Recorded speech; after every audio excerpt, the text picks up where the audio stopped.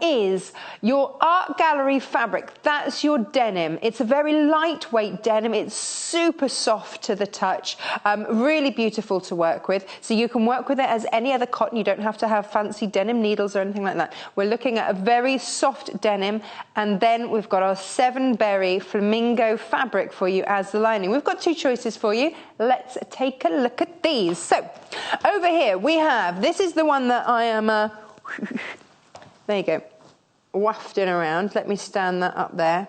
Stay there, bag. And then, so this is, you get 1 metre of your flamingo fabric. You get 1 metre of your denim fabric. So we're looking at 2 meters of fabric here. We're also going to give you a thread. Now that coordinates beautifully with your denim, so you can use that. Of course, you could always change it and go with your classic yellow if you wish for your denim. Entirely up to you, but we've given you a thread that just matches perfectly. So 1 metre of each fabric, and then we've also given you 1 metre of interfacing to give that bag some body. Yes. So for £32.95, you're getting 3 metres and your thread. So 1 metre of your flamingos, 1 metre of your denim, and 1 metre here of your interfacing. You've got 2 choices. This is your red. RUGC 46 gets you all of that. But take a look over here, because we've given you another option, another colourway for you here, and that's your grey. And I love it because it's highlighted with the accent of your lime in there. So this is, of course, we love these flamingos because not only the birds very majestic creatures, but what 7-berry, the manufacturers of this fabric, have done, they've kind of made them almost geometric. And I really like that. Of course, 7-berry have their fabrics produced and printed in Japan, and I think that's almost like an origami flamingo going on there. So I think it's a hint to that Japanese element that you get there with your 7-berry fabric. But with it, oh yeah, producer Paul said that it reminded him of kind of Miami, that kind of feel. So, do you know, it's gangsters. He's saying gangster flamingos. That's a new one on me, but okay. Everybody sees something different. Here we have, again, you've got your art gallery denim with this. So 1 metre here, 1 metre here, and 1 metre of course, your interfacing here and your thread. Now, I'm going to just... this is a goodly sized shopper, isn't it? Now, with all of this, we need a brand new guest to help us out. And here she is. Hi. Hi, how are you? I'm good. How are you? Now, everybody, meet Portia. Hello. Portia, meet everybody. Welcome, first of all. Now, Portia, your name's quite unusual. I like that. Yeah, I was going to take that lipstick off your face. Oh, nice, thanks. We don't want that through the rest of the show, do we? Well, you could have left it there, and I'd have gone. Not told you. No, yeah. I'd be like, yeah, thanks for that. It's like having your nan, isn't it? Just Mum's bit, yeah. Welcome. Anyway, thank you. So, anybody might know your name from Simply Sewing is one place. Simply Sewing is one place, yes. I've also been blogging since 2009. My blog is called Makery. Ooh. And probably one of the things that Makery is best known for is the Refashioners series that I run every year. Yeah, award-winning? Not yet. Well, hopefully one day. But it's upping in profile sort of every single year, and the aim is to encourage recycling and reusing sort of textiles rather than throwing them away. So never throw away. No, never throw away fabric. Never throw away fabric. Now we're using a denim today from Art Gallery Fabrics. Beautiful denim. It is a beautiful denim, isn't it? Yeah. Now, if you are someone that likes to refashion and reuse, then you might think, well, I could just do this out of an old pair of jeans. Yeah. You could, but if you're using denim, you have to start thinking about needles. Yes, you do. And with this particular fabric, it's just a really nice weight cotton, and you can just use your standard universal needles. True denim is very heavyweight, heavy duty. That's what you think of the quintessentially American fabric, isn't it? I made a massive denim coat for the Refashioners last year, and I actually had to not finish the insides of it because my machine just couldn't cope with the weight of it. Okay. It literally squealed at me as I approached it with the sleeves. So So to get over not that, for the faint-hearted. No, so. to get over that, but to get that denim effect, we have, and it is this fabric is described as a denim. It's described as a lightweight denim. You had another name for it. For me, it has the feel of a chambray. Right. So like a lightweight shirting kind of denim. And it can be used for dressmaking. It can be, as we'll see later on. But we'll save that one. Yeah, we will for 10 o'clock. Watch then. So the first thing that we need to do with this fabric is what? Because you've got an idea about patchwork quilters. You say they can't make other things. No, I didn't. No, they definitely can make other things. But I often hear from people that do a lot of quilting and whatnot that they can't actually do dressmaking. Yes. Or make other things. For instance, they say quilting's their thing, and etc. etc. So the projects that we've got lined up for you over the next couple of days are all aimed at showing that if you can cut a square and you can cut a rectangle, that you can combine them in a multitude of ways to make clothes, to make bags, to make accessories. This is perfect. Because the very first thing you learn to do is cut in a straight line. Yeah. So if you can cut in a straight line, that means you can cut a square, which means you can cut a rectangle. Yeah. If you can cut, we're good to go. But then also it then transposes to can you sew? And the first thing you learn to do is sew in a straight line. Yes. So everything that we're doing today is cutting squares, cutting rectangles and sewing in straight lines. It couldn't be simpler. Okay. So we've got a red version and we've got a grey version. The difference is whether or not you go for the red lining or whether you go for the grey lining. The grey lining one comes with a slightly darker denim. But it's only slightly tonally different. We're going to work with the darker one so that you can see the difference. So we've got that contrast. You can see here, this is the darker one, that's the lighter one. This is your red kit, this is your grey kit. But there's not a huge amount in it.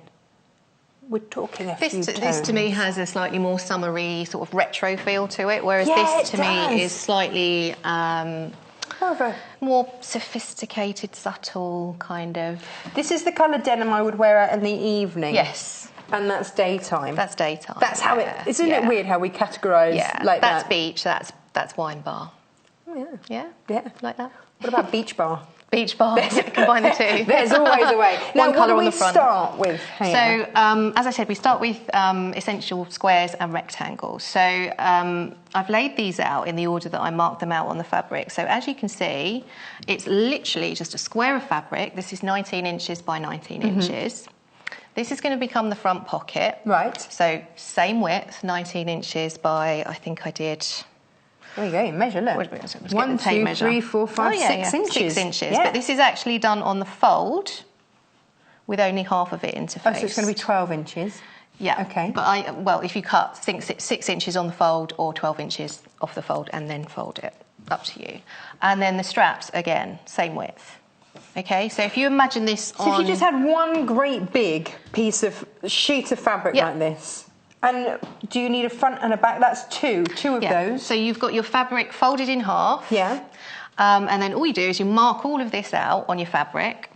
Yeah. Cut out this section here, interface it all in one go, and then cut down these lines. So is everything interfaced? Everything, yes. Everything except... Well, one side. So just one side of that one of the pocket is interfaced. There's a facing attached to the lining. Oh, I need to give that a good press in a minute. That isn't interfaced, but I'll come to that in a second. But the front and the back of the bag is interfaced. This just gives it a little bit more... Yeah, because it's just a little bit, for a shopper, you want something a bit more sturdy. Okay. You know, you don't want your lemons falling out the bottom. Oh, no. I'm just looking at your handles. Oh, they're already sewn, but they've got interfacing in there as well. Yes, interfaced, and then literally, so imagine this is... And the interface comes with it. So you get 1 metre of your interfacing, which is great. So imagine this is your handle. Yeah. Shoop. Sew up there. Yep. Turn it right way out. Press. Job This is demystifying a lot, isn't it? And you Yeah. say that your friends always say, "Oh, Portia, you're so clever. You can make this and that." And I feel like such a fraud because I think, to me, it's so simple. If only you knew how simple it was, you wouldn't think I was so clever. Do you know what I mean? But it's that knowledge, isn't it? And that's what we are striving to give you here at the Sewing Quarter, is to demystify and bring it back so that you can make anything. I would have looked at that shopper before I started here and gone, "Oh, it's really lovely." Bit beyond your skill level. No. It's got a lining. Easy peasy. It's got a lining. I'm not sure that I can manage that. But now, after 2 months here, I'm like, yes, actually, that's really achievable. And when you come on, and when I see just a rectangle of fabric that's just been cut, I'm like, yeah, do you know what? That's easy. I'm not having to remember lots of different measurements. Yes. And you can make the bag any size you want, you know, within the confines of the fabric that you've got. But there's enough fabric to make a much larger bag than this. So probably, you know, that much bigger. Because you're getting a metre. Yeah. And this is 150 centimetres in width. Yeah, it's a good width. It's a good width. Yeah. I mean, you can make the handles longer. You can put 2 lots of pockets on. You can use the leftovers to make a matching zipper pouch to go inside, or a baby changing mat. Well, this was it, because we were coming up with all the things that you could do with the leftovers. Yeah. We've given you ample, and that's another thing that we like to do here, is to give you ample. You get the instructions, but there's so much left over, you can then go, okay, so this is really easy. I could scale this down. Yeah. And like you say, I could do a makeup pouch, or you could, like you say, a baby change mat. Yeah. All these things you can then do. It depends. Or a mini version for your little girl, or matchy. I've only got a little boy, but he would love to match anyway. No, I don't think my little boy would often like a bag like step out the house, and I look down, I'm like, right, you're in a blue stripy top, I'm in a blue stripy top, we're both right, you're right. Elliot and I both have the same haircuts. Perfect, absolutely perfect. Let me give you the options again. So the red is this one, it's a slightly lighter denim here. We think beach, or sort of daytime, and it's look fully lined. This is why it is your fabulous flamingo. Look at that. I like that this has a discreet quirk to it. Very fashionable, very on trend, and really rather stylish. Now, Portia, you're starting to have a little sew. What are you doing over here? So all I'm doing is the folded edge of that pocket piece. Oh, I should really take my foot off the presser foot while I'm talking to you. I'm just top stitching that. It just gives it a little bit of stability. So that's on the folded edge? That's on the folded edge, so I'm just top stitching that. Any tips for how to achieve a great top stitch? Use the right needle, use the right thread for the fabric that you've got. We've supplied you with the thread, so that demystifies one thing. All comes in the kit. Go slow. If you're not confident going fast on a machine, then go slow. There is no rush. It's supposed to be a relaxing pastime. And then use the presser foot as a guide to get you right close to the edge, but just take your time. Yeah. Take your time. But this just helps to give that little bit of reinforcing, doesn't it? And in the case of the yellow bag, obviously it adds a decorative detail as well. Well, that's the other thing. What we've done for you, because we know that a lot of you will pick this up as a beginner project, because it is that level, isn't it? This is beginner level. And so we've given you a thread that matches, because then if you do go a bit wonky, it's not going to really stand out. But if you wanted to use a yellow thread and have that classic denim colour, then of course you can do that. I would say that was for someone that was happier to have that as a decorative element, that really knows that they're going to be able to sew in a straight line. Yeah, you've got to be confident that you're going to get a decent stitch, I think, if you're going to go with contrast top stitching. Otherwise, go with the thread that we've given you. It's going to show all your mistakes. So. Which is why we've done it. There is always method to our madness. Now, what are we measuring here? All I'm doing here is I'm marking a line about 4 inches up. Just a little point about 4 inches up from the bottom of the bag. Hang on, let me... No, ignore that. I've got that the wrong way round. Now, this is worth pointing out, actually. This fabric has a really distinctive grain to it. Okay. And if you view the grain from one angle... Yes. It looks ever so slightly a different colour. Now, this is because of how the fabric is constructed, how it's woven, isn't it? So it's woven by hand. Oh, you can see, look. You can see on this side here. You can see that the thread is white, but on this edge here, you can see the thread coming off is navy, And that's your classic denim, isn't it? Yeah. Yeah, a navy and white thread, or a blue and white thread. So do you make sure that if you've got thread coming off, if you've got white thread there, that you match the white thread to that side? Yeah, well, you can see the grain running on the fabric. You might be able to notice on here, I've got the... I've got it going different I've got it going different ways. And I like that. Yeah, you can make a feature out of it, but I was a bit annoyed at myself for doing that. So there's your, you can see it running that way, and then on the pocket down it's here... running horizontally, so it's an ever so slightly different colour. I don't know if it picks up on the camera or not. I don't think it does. I thought that was a design feature. Of course it was. Totally. We'll go with that. Totally intended. Totally you can make it a design feature or not. It just gives a different texture, doesn't it? Yeah. I don't think there is a right or a wrong way. There is no right or wrong. It doesn't matter. It's entirely It's your no preference. Biggie, but I just thought I'd point it out. If you want to make a feature out of that, make a feature out of it. But if you're a stickler for things, then... Now, Rachel's been in touch. She's ahead of the game. She's already done a flamingo bag. Aha. And she loves the show and has learnt so much. So thank you very much for getting in touch. So what are we measuring out here? Right, I'm just marking a line here for where I'm going to pop this pocket. Okay. Okay. So there's your top stitch edge. Yes. What we're going to do is we're going to position the pocket here because we want it at the base of the bag. Right. Okay, so everything sort of underneath here is going to become the base of the bag. Oh. Okay. Okay, and so that's 4 inches was where you About measured. 4 inches, About 4 yeah. inches. It doesn't have to be a precise amount. It's just what I worked with on the sample, okay. So it's fine. And then we're going to sew along here. Right. And then we're going to flip it up. Oh, nice. And then top stitch. Uh-huh. And that's your pocket done. Excellent. Okay? So I will go If you had wanted to line that, could you have done that with your flamingo fabric? Yeah, of course you could. Yeah, of course so you this could. is it, isn't it? You can make this as complicated or as simple as you wish. I've not seen a pocket done like this, and I really like this. Uh-huh. Just the whole pocket the whole way along. I'm all for making things as simple as possible. I'm with you. I'm with you. But effective, and also because it becomes that design feature. It's really lovely. Yeah. Do you want to know what art galleries say about their fabrics? I wrote it down. Oh, go on then.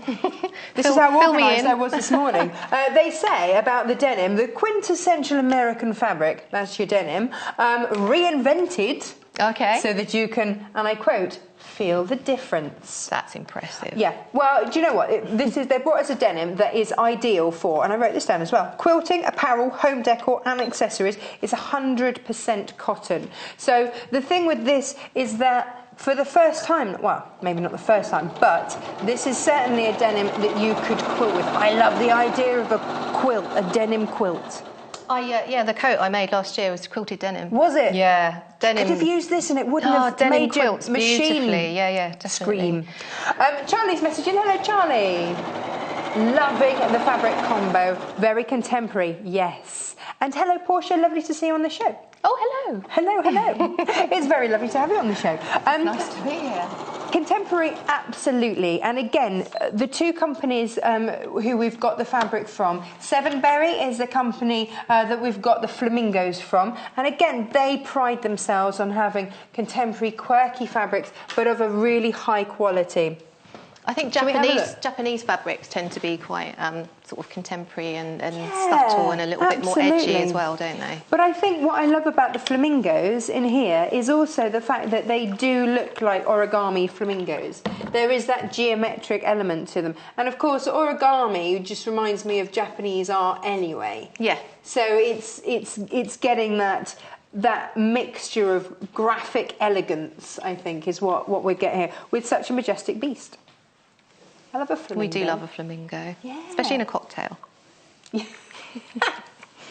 I love it. And also, it's their diet, isn't it, that turns them pink? Yeah. Is it krill or shrimp or? I think it's shrimp. I think you're right. I think it's shrimp. Something pink anyway. Something that pink. Turns them pink. I wonder what the grey ones have been eating. Who knows? So ironing is our friend here. Ironing is our friend. I always sort of say you have to do 3 times as much ironing as you do sewing. So for every seam you sew, especially in dressmaking, you press the stitching line first, which allows the stitches to sink into the fabric. Press the seams open on the inside and then flat again on the outside. So you do 3 times as much sewing as you do ironing, essentially. Yes. And we all love a bit of ironing. Oh well, who doesn't? So in the kit, we've made it easy for you. We've given you a metre of the denim. We've given you a metre of the flamingos. Whether you go for the grey, which is the combo that we're using at the moment, with the slightly darker denim, we've given you your thread. We've given you your interfacing. We've given you everything that you need to get going. If you want the measurements, then just watch the show back, and you've got that there. Or you've seen how easy it is. You can make it to your own measurement specifications. For $32.95, you're just getting a jolly big bundle of everything that you need. So you can be the designer, or you can watch us back on YouTube and get all those measurements, and we're good to go. YCGC57. All of our shows go up onto YouTube so that you can watch them back, fast forward, or rhyme, pause, do all of that sort of thing. This is one of your options. This is the grey. We don't have as many grey as we do red. So if you are after the grey, please do check out your baskets, is all I would say about that. Now, what are we doing over here? Okay, so I've top stitched the bottom of that pocket. I do like a bit of top stitching, as you probably can. So because you did it one way, pressed it, and then top stitched, so it lies nice and flush. Completely flat, and it's nice and secure. Now, all I'm doing is basting within the seam allowance. So I'm basically keeping this flat. Okay. And secure, ready for the next bit of sewing. Okay. So it doesn't shift when I'm sewing the side seams. Sew within the seam allowance, that's so that the stitches don't show later? Yeah. But it's held and secure? It's held, yeah. I mean, normally you would change to a longer stitch length. Oh, no. Sorry, my machine does this slightly differently. It's like driving somebody else's car, isn't it? Yeah, yeah. It's kind of the same, but not. It's got a little scissory thing. Yeah. I love this one, and I forget it because I don't have a scissor feet function on my machine. Yeah. I'm always like, oh, I've got to... and I've forgotten to do it. Now, takes a while to get used to. Have we got the grey? Can I borrow the lining? Yeah, absolutely. This will be the lining that goes in, but I've stolen it to show you the grey flamingo fabric because he's a bit special with that lovely lime beak and twist. $32.95 gets you a metre of your flamingo, a metre of your denim, and a metre of your interfacing and your thread. This is brilliant value for money. YCGC57. So this is enough fabric to get you a bag, maybe a matching makeup bag, maybe a baby change. It's entirely up to you, but certainly you get far more fabric than you need to just make the bag. And that's what I love about their kits, is that we always bring you ample, absolutely ample. Now, what are we doing? Okay, I've just finished basting that pocket. Okay, both sides? Both sides. Okay. So that's now firmly in place. So this is going to become the front of your bag. Right. Let's move those out of the way for a second. Now this is our friend, isn't it? The old square ruler. Love it. Love it, especially when dealing with squares and rectangles. Okay, so all I'm going to do now is just mark in a couple of lines for making some pocket sections. Does it matter where? No. Or is this all Make it up as you go entirely along. personal preference? Yeah, whatever you want. Whatever you want to fit in, so you can size it specifically for your mobile phone. Okay. Not that perhaps you should keep your mobile phone on the outside of your bag, but... Yeah, no, whatever suits. So if you're making a changing bag, for instance... Well, we were saying like formula bottles and things like that. You've got nappies, you've got so much paraphernalia, and your wipes, all those sorts of things. I always like to have wipes to hand. Yes. So they go on the outside, so I can always grab them. Yeah. In fact, I remember the very first shopping trip that I had out without Freddie. And where is everything? I've just got one small bag that has my phone, keys, and wallet. Something's wrong. Like, where is everything? Where are the wipes? Fiona's messaged in. Thank you very much, Fiona. Hello, Natasha, Portia, and crew. She says. Hello. Do you know what? We have a great crew. They've been lovely. They have been lovely. A great idea, she says. Thank you. Maybe we should do a denim quilt. Well, this fabric does lend itself. Absolutely do a denim quilt. I think that might be on the offing. Most popular this hour, and I'm surprised by this, is the red kit. See, not everyone's a colour phobe like I am. You see, I like my really neutral tones, and I think this is most like a flamingo, though, isn't it? Because it's got that bright, vivid colour. $32.95, a metre of this fabric, a metre of your denim, and you get your thread and your interfacing. You get a lot. You get an awful lot. Now, this bag's going to be different, obviously, because you've used the other the other colourway, but also because we don't have the contrast thread stitching. No, that's an optional design feature. You can add that. It is, isn't it? I mean, personally, I think if you could get a lime thread, just a little touch of it, subtle touches, I think that would look really cool. It says the colourphobe. Colourphobe, yeah. just a little bit. Yeah, not too much. So you guys have been pushing me. The instructions are what we're doing today, so watch the show back for your instructions, but the kit contains everything that you need to make this show. Now, you've used just a water-soluble pen there just to give you that line. You can use your chalks, you can use anything that you like to show up on this denim temporary fabric. line, though. Yeah. Is the key. Oh, yeah. The concentration. It's so weird sewing on a machine that you're not used to. And standing up as well. Yeah, I guess we do throw everything, don't we? Yeah.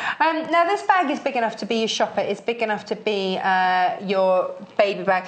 Actually, it's big enough to be your beach bag. Yeah. By the time that you've got a large bag and the producer Paul says you can take it to Miami. He's a little bit Miami obsessed with these flamingos, but I know what he means. It's just one of those all-round fabulous bags that you can just fit. I think, if you've got a little, if you've got a day out shopping, you can fit so much more in, and because you've got nice wide straps, it's not going to cut in. Down on the grocery market on a Saturday morning. That's it. They are quite used to me now with all my cotton bags down at the market on a Saturday.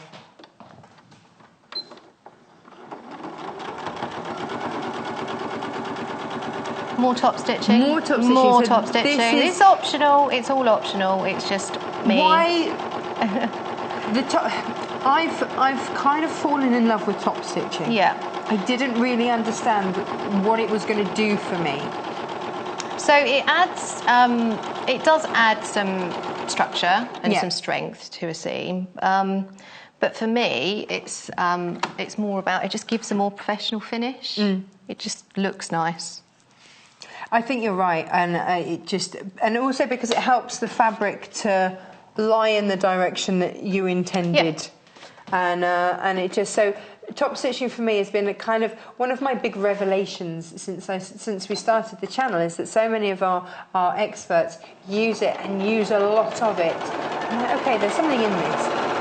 And when you get speedy here, when you get going with it, it really does make a difference to your projects. It just helps everything lie nicely. And like you say, giving that professional polish. Thank you ever so much for joining us at home. So thank you, Portia, for getting up early and coming to join us today. We're done. We're done. Oh, right, okay. All top stitching done. All top stitching done. It's not quite done. It's not quite done.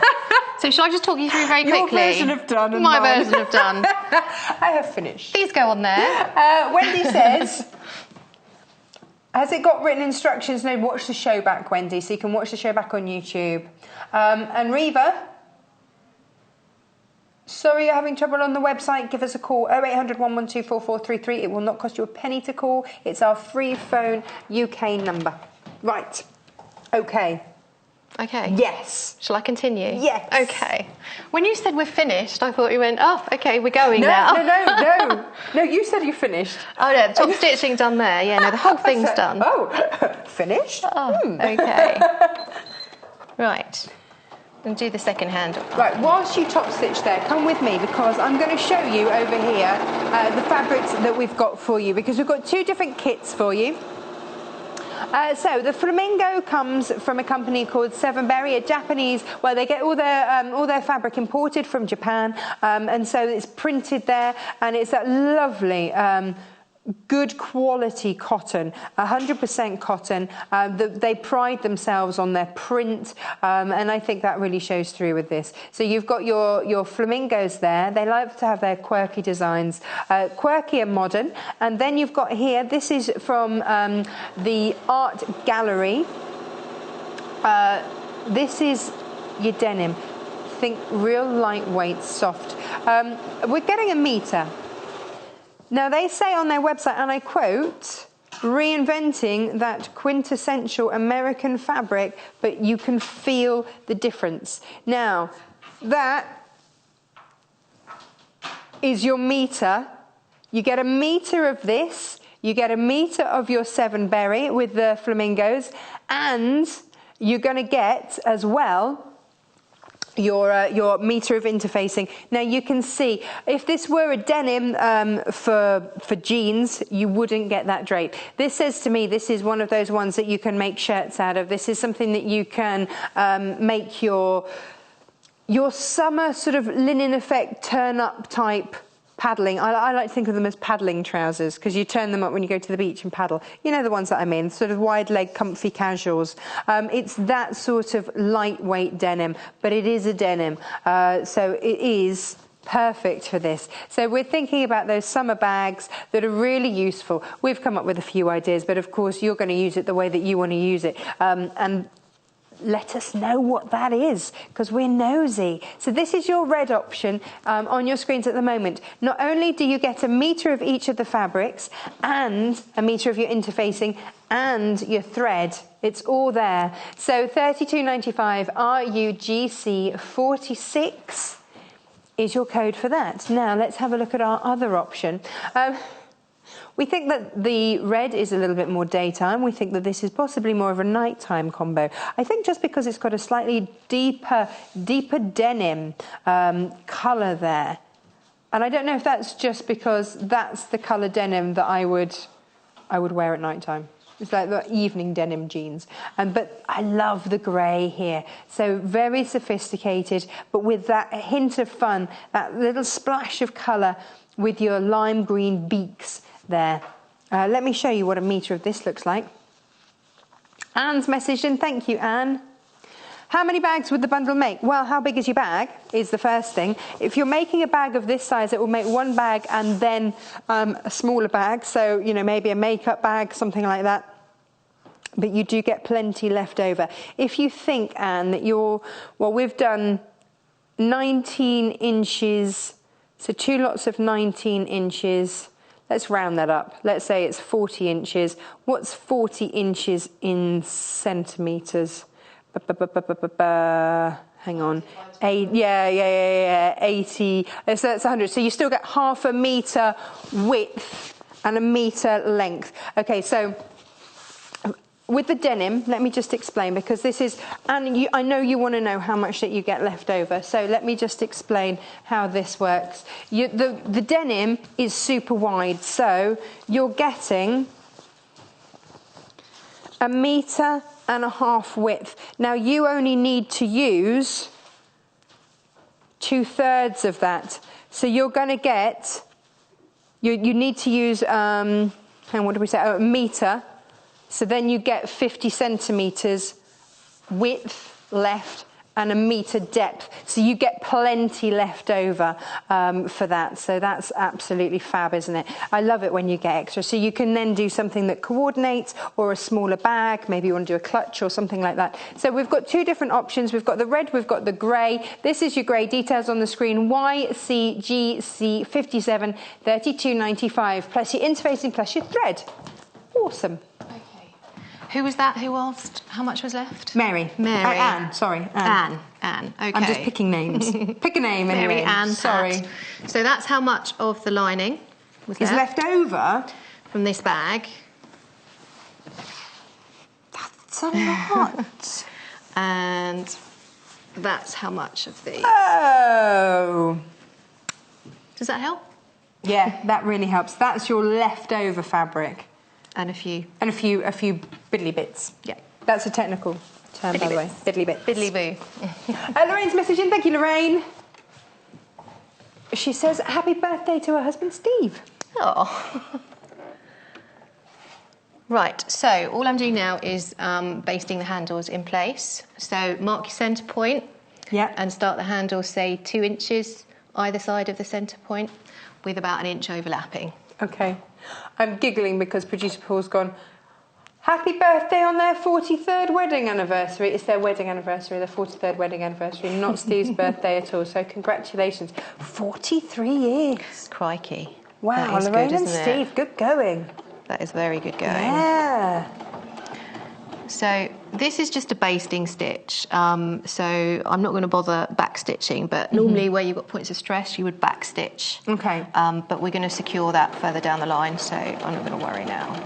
And this is the thing, isn't it? This is such a big bag that you can stuff a lot in it. Yeah. I have a habit of overfilling bags. I'm not going to lie. I've got a lot of stuff. Have you ever found the contents kind of increase to suit the size of your bag? Oh, always, yeah. Yeah, yeah. So I flip between going for a really big bag and filling it up and then having a bit of stuff overload and then going, I need a small bag. I need to declutter. Well, this is it, because you can make that smaller bag, can't you? Yeah, absolutely. So if you absolutely love the fabric, then you've got that option to then make yourself a smaller version. So we've got handles basted in. Yeah. And again, this is up to you how far apart you want the handles. You've done it so that you've marked that centre point and then 2 inches. Yeah. And then the handle. But this is the finished version for the red. Let's take a look at where we're aiming to get to. Love that lining. I'm a big quirky lining fan. I like a bit of secret lining. Yeah, me too. Just a little sneaky pop of I like something it in my jackets. Cheeky. I like it in my bags. It's that little hidden flash of haha that kind of only you know about. Yeah. Yeah. But then you see, and it's when you're sat on the bus or something, and your bag falls open a little bit, and somebody sees that line, you just see them clock it and just sort of have another little look, because it's not quite what they expected. I like that. Yeah. I made a pair of rather sober-looking tweed trousers recently, and I stuck bright red satin lining for the pocket linings. Nice. It's really nice. Nice. Okay, so we're on. Okay. Okay, so there's your front and back section of your bag. Handles are basted in place. Interface, that was done right at the beginning. Yeah, I did that last night at the hotel.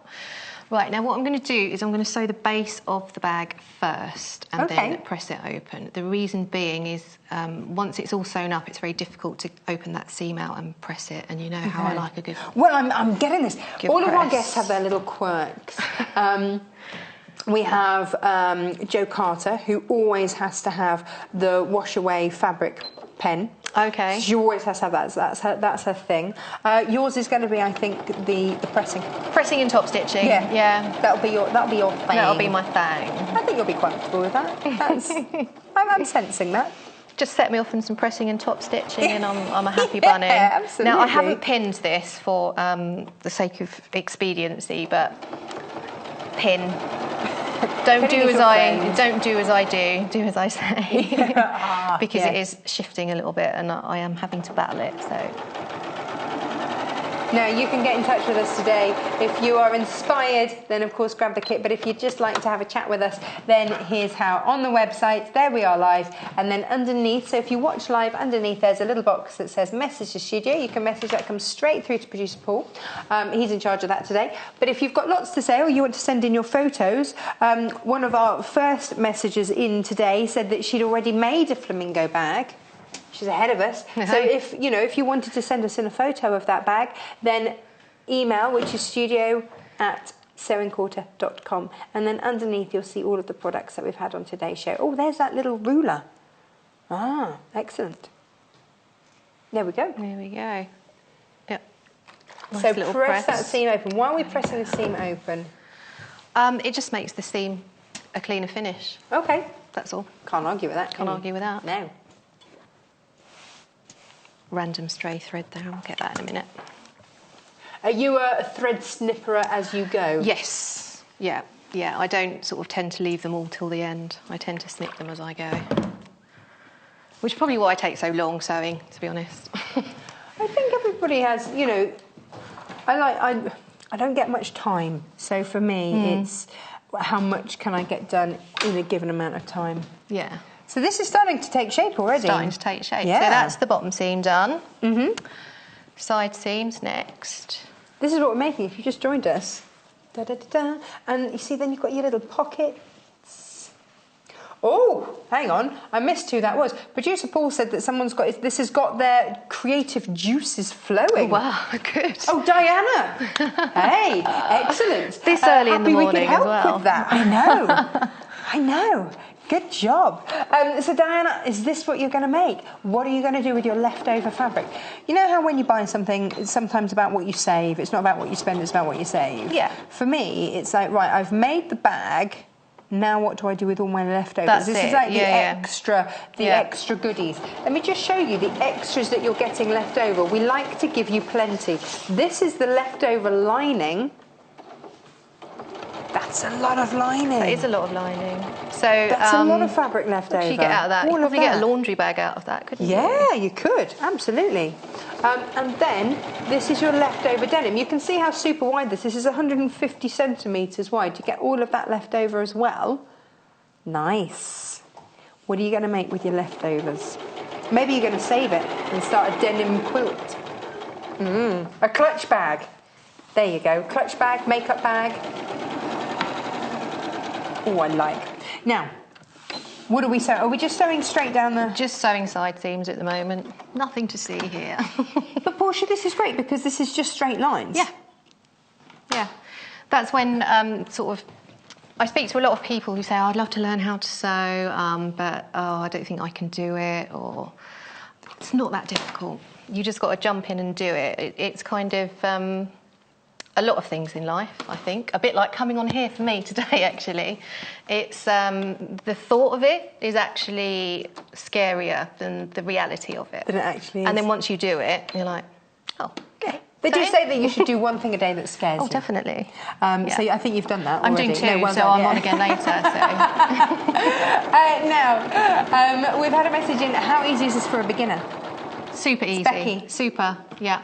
Becky, if you can cut in a straight line and if you can sew in a straight line, you're good to go. Yeah, I mean, if you want to keep it really, really simple, just omit the pockets, leave the pockets out of the equation. You could... how else could you simplify it? Probably just leave the pockets out, actually. I mean, it's so simple anyway. I don't think there's Do you know anything... what? I would keep the pocket in because that would give me a sense of achievement. Because in my head, I think pockets are going to be difficult. Yeah, no, they're not. But when you did it like that, I was like, hang on, that's just really easy. Stitch a rectangle of fabric on top of a square of fabric, and yeah, it is. Job's a good one. Yeah, yeah, it's all done. And you fold it over the fabric, so it even looks like it's lined. So it's self-lining in a way. So you haven't even got to. It's hiding under there. Look. Sneaky little scissors. I like this. We are demystifying. You have two options as to which colours you would like to go for. We've got the grey. This is the slightly darker denim. This is the grey that we've got here. This is the entire kit. So $32.95. I think we've seen that this is a lot of fabric. An awful lot of fabric. A metre of your denim. Bearing in mind that denim is 150 centimetres, 1.5 metres wide.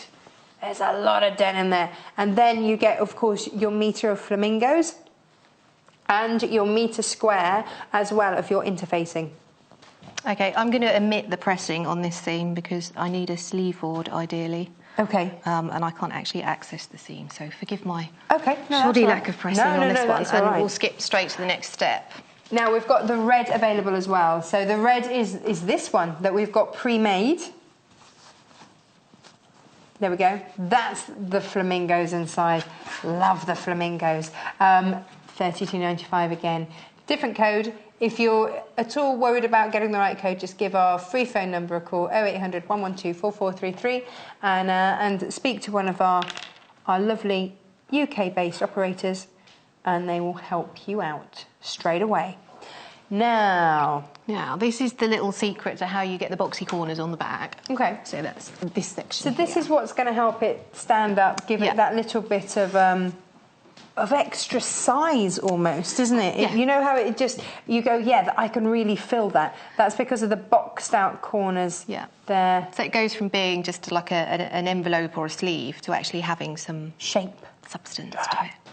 How easy is that to do? Really easy. So you've got your bottom seam and you've got your side seam. Wiggle them about until they're in line with each other. You can feel it through the fabric. So you match those seams. And once you've got them matched, flat where your seam is from the pocket. Was that from the pocket? That's from the pocket. So you want the boxing effect to start just underneath that seam. So it's even got a guide for you. Yeah, but this is perfect. Which I've actually drawn really wonky. Because you did this 4 inches up from the base when you attached the pocket, 4 inches up from the base, you? yeah. So that will give you space to make this little boxy corner. And all you do with the square ruler is you line up the vertical line with your seam. Okay, and then draw a straight line across. Double check it. Yep. Yeah. So you know now that that is perfectly perpendicular to that seam. So I love these. You've belt and braces almost, isn't it? You put your pocket 4 inches up from the base. Yep. So you've already got that 4 inch as a guide, and then where you can use the stitches where you basted it. So you've already got that as a guide. Yep. And then you've got your tools to measure with. If you don't have one of these in your life, what's wrong with you? Why not? I've got 2, I think, two different ones. Yeah, I use them all the time. Now this is it's from Creative Grids. We love this company for several reasons. This is your 8.5 inch squared, so perfect for quilters, but actually anybody that sews, I think, should have one of these. Here's why.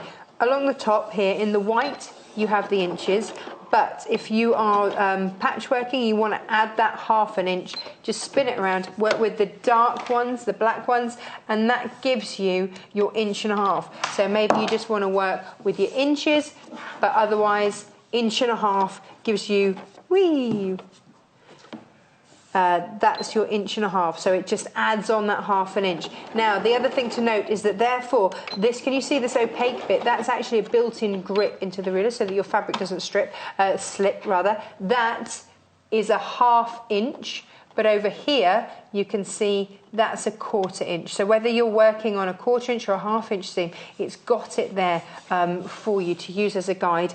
But it's double use. You've got the grip all the way around, either at a 1/2 inch or a 1/4 inch, so your fabric does not shift. Because that's what I hate about rotary cutting, is when it slips. But this will keep it gripped on. And then you've got those little circular bits there. You can see those little circular bits, and they are also part of that embedded grip. Yeah, love it. That is clever. And you've got the black and the white in terms of the markings, so that whatever colour fabric you're working with, all of the markings, all of the measurements show up. I didn't know that was a grip. Yeah. That's clever, I like that. But feel it, because you know on some of them... Yeah. It's good, isn't it? It's like almost like someone's put sort of some sandpaper in there, but like a really fine one. Yeah. Which is just going to make sure it doesn't slip anywhere. Whereas some have those little rubbery feet things that pop off. Yeah, you see that? Yeah, that's it. Never get that back. Yeah, no, I know what you mean. Okay. Yeah, see, quilters' rulers aren't just for quilters. I mean, I do very little quilting per se, but I use a quilter's ruler all the time because you still need your right angles and your 45-degree angles. Well, as soon as you do any kind of binding, you want to use that 45-degree angle, don't you? Which is what your quilting ruler also gives you. Yeah. Absolutely perfectly. Are you normally dressmaking then, is that? Predominantly, yeah. Right. I dabble in lots of other things. I always think that once you sew, you kind of sew everything, really, don't you? Yeah. Maker's going to make and all that. But, yeah, predominantly dressmaking, which is what we've got coming up a bit later on. We have, absolutely we have. So when you've done these boxed edges, do you cut them off? I do, yeah. Does that just reduce bulk? Yeah, I don't like a lot of unnecessary bulk hanging around, so I tend to trim it. You won't need to finish the raw edges or anything like that because the interfacing will keep it in place.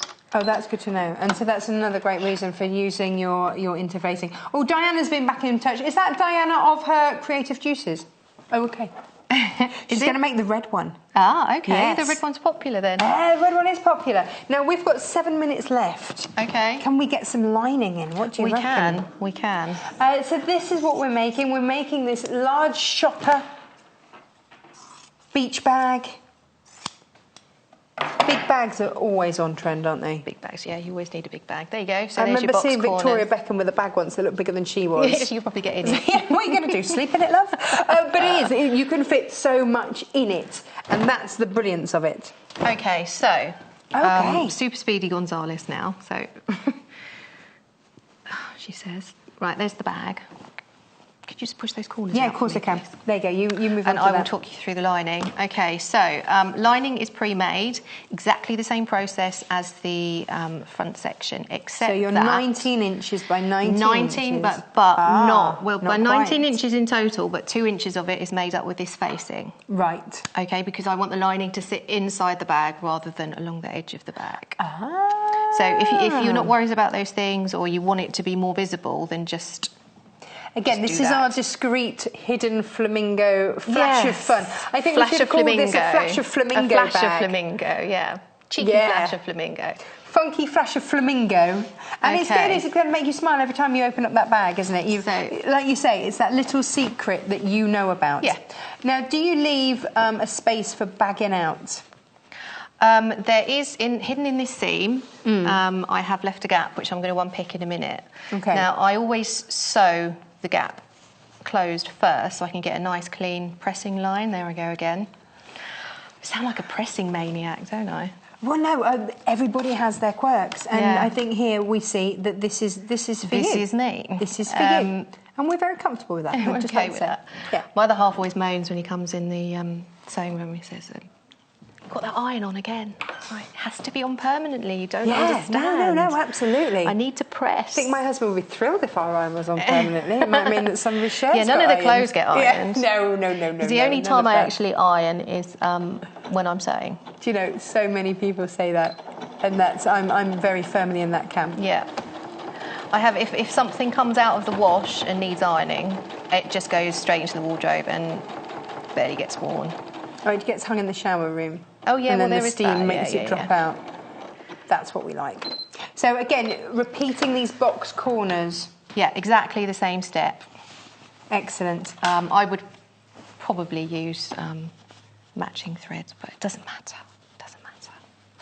Shouldn't be visible. We give you thread. This is the thing. So within the kit, you get thread. If you wish to change it for something else, that's absolutely fine. But what we've given you is the thread that works with the denim, works with the lining, and it means that if you're at all unsure, I wasn't sure when I first started out, should I be using thicker thread because it's going to be heavy duty, because I know how I like to overfill a bag.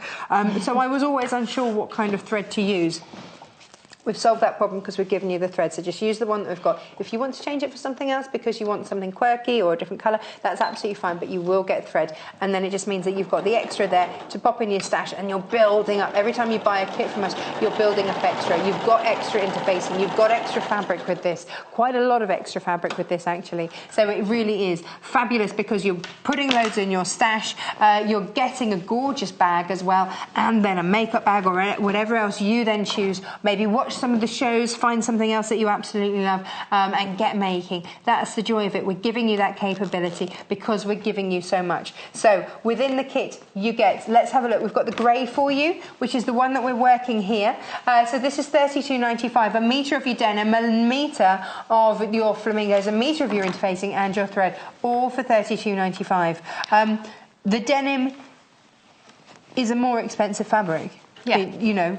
Yeah, but it's worthwhile. Yeah, and I think absolutely. if you're going to use it on something as sturdy as this, you want a decent durable then, quality. Isn't it? Yeah. Like you say, it's nothing worse than your apples rolling into the road. I don't know if we're going to have time to sew this up, but so I'll talk you through it. So essentially, bag within a bag. Right. Right sides together. This is what I'm starting to get my head around. As long as you've got your right sides together, you're all right. Yeah.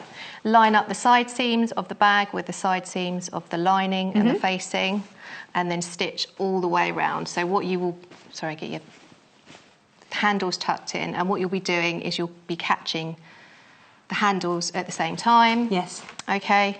Gap at the bottom. So you've unpicked that. Yeah, I sewed the seam earlier, but I left longer stitches in that centre section so that I could unrip them. But that means that when I come back to stitch it, I've got a nice clean edge to stitch back up. It gives you these little tips that mean that you've got that extra professional finish. Yeah. Now, Portia, thank you so much. That's okay. I'm going to guess that when you turn that inside out, are you going to top stitch around that? Absolutely, yeah. Top stitch, under stitch, the whole shebang. Yeah. Are you top stitching with us later? I should be doing some top stitching later, yeah. Maybe a little bit of under stitching as well. Who knows? Yeah, if you could. Throw in a bit of understitching, why don't you? This is what we've made this morning. If you want A huge amount of fabric. $32.95 gets you a metre of the flamingos, a metre of your denim. Remember that denim is really wide as well. It's 1.5 meters wide, the fabric. Plus, you're also going to get your thread, a metre square of interfacing. It is a big bundle. Whether you make this bag, whether you make something else, because you're getting a huge amount of fabric, you can make a couple of bags out of this. It is a huge bundle of fabric. Portia, you're back with us, aren't you? Yes, 10 o'clock. 10 o'clock, we've got a kimono. Kimono, yes. Simple? More squares, more rectangles. It's all about the squares and the rectangles today. Perfect. If you can cut a square, if you can sew in a straight line, join us and we're going to show you what you can do with that skill and make yourself look like a pro. Amy's up next. I will see you in an hour. See you in a moment. Follow us on Pinterest. Search for our Sewing Quarter page and follow us to discover sewing work we create and love. Sewing Quarter is at the very heart of sewing as we bring you all things sewing and quilting. The team behind us live and breathe sewing day to day. We strive to bring you exclusive offers, exciting live demonstrations, and most importantly, we will custom cut fabric to your specification in our very own cutting room. We will also be bringing you TV exclusives that you won't be able to find anywhere else. So come and join us today at the Sewing Quarter. Welcome to the Sewing Quarter!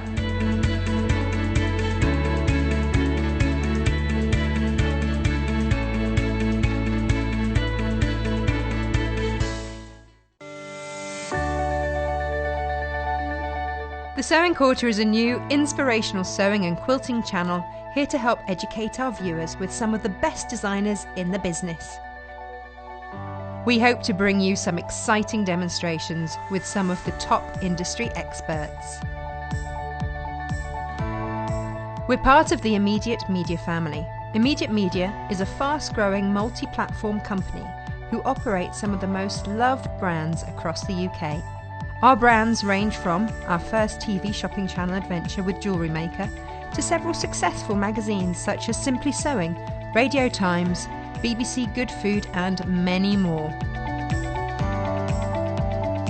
We've been working incredibly hard to set up and bring you our new exciting channel, and we hope that we can help inspire you with new ideas and projects.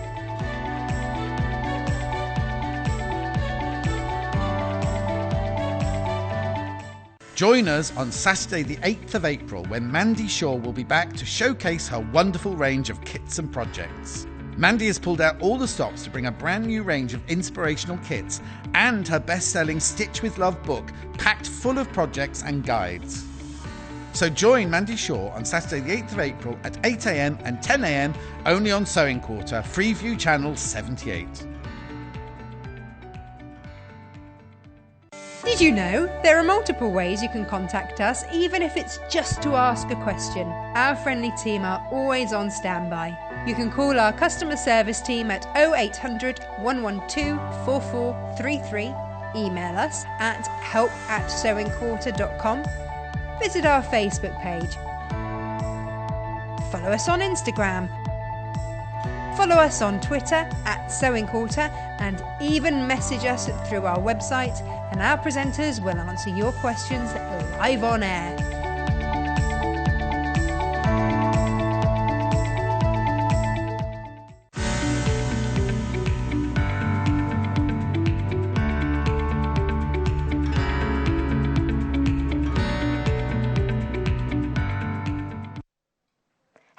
Good morning. It's lovely to have you here with us at Sewing Quarter this morning.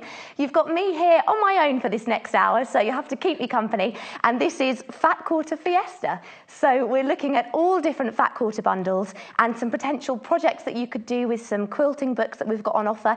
Maybe you've got lots of Fat Quarters in your stash and you need to de-stash, or maybe you're looking for some new ones to add to your collection and inspire you for some new projects. So remember, you can get in touch. We like to hear from you here at Sewing Quarter.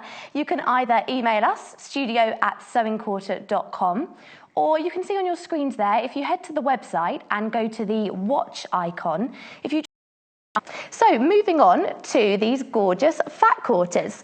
We're going to start, everyone knows Kay Fassett, everybody's heard of Kay Fassett, a really popular designer, and we had a really big weekend of Kay Fassett, the weekend just gone with that beautiful quilt on Saturday's show.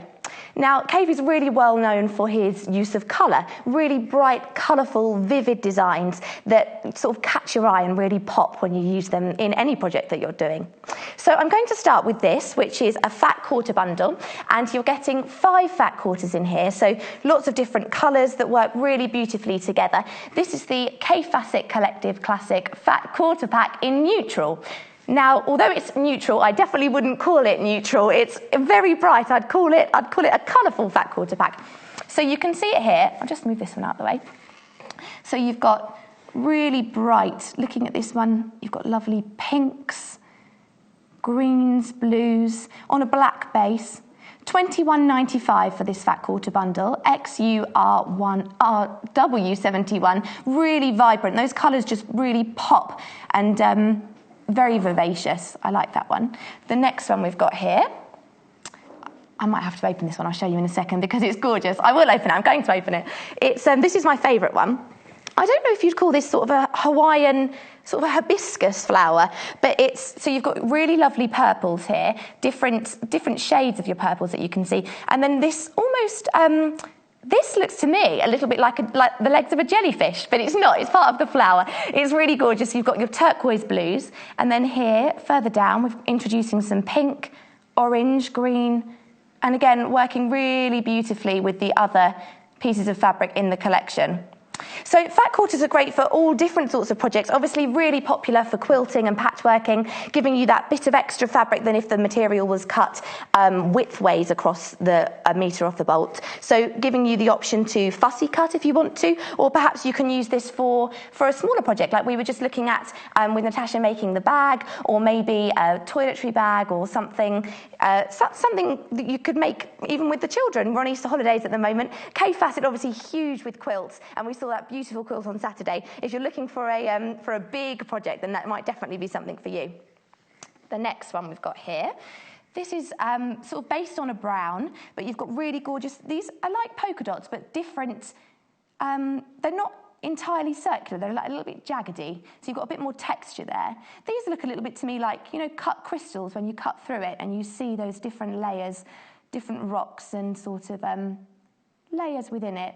Really nice colours. You can see these just all tie in really well together. And it's amazing when you pair the fabrics, how you start to see the colours that match and that really work, that complement each other. The hard work's done for you with a fat quarter bundle because the fabrics are all from the same collection.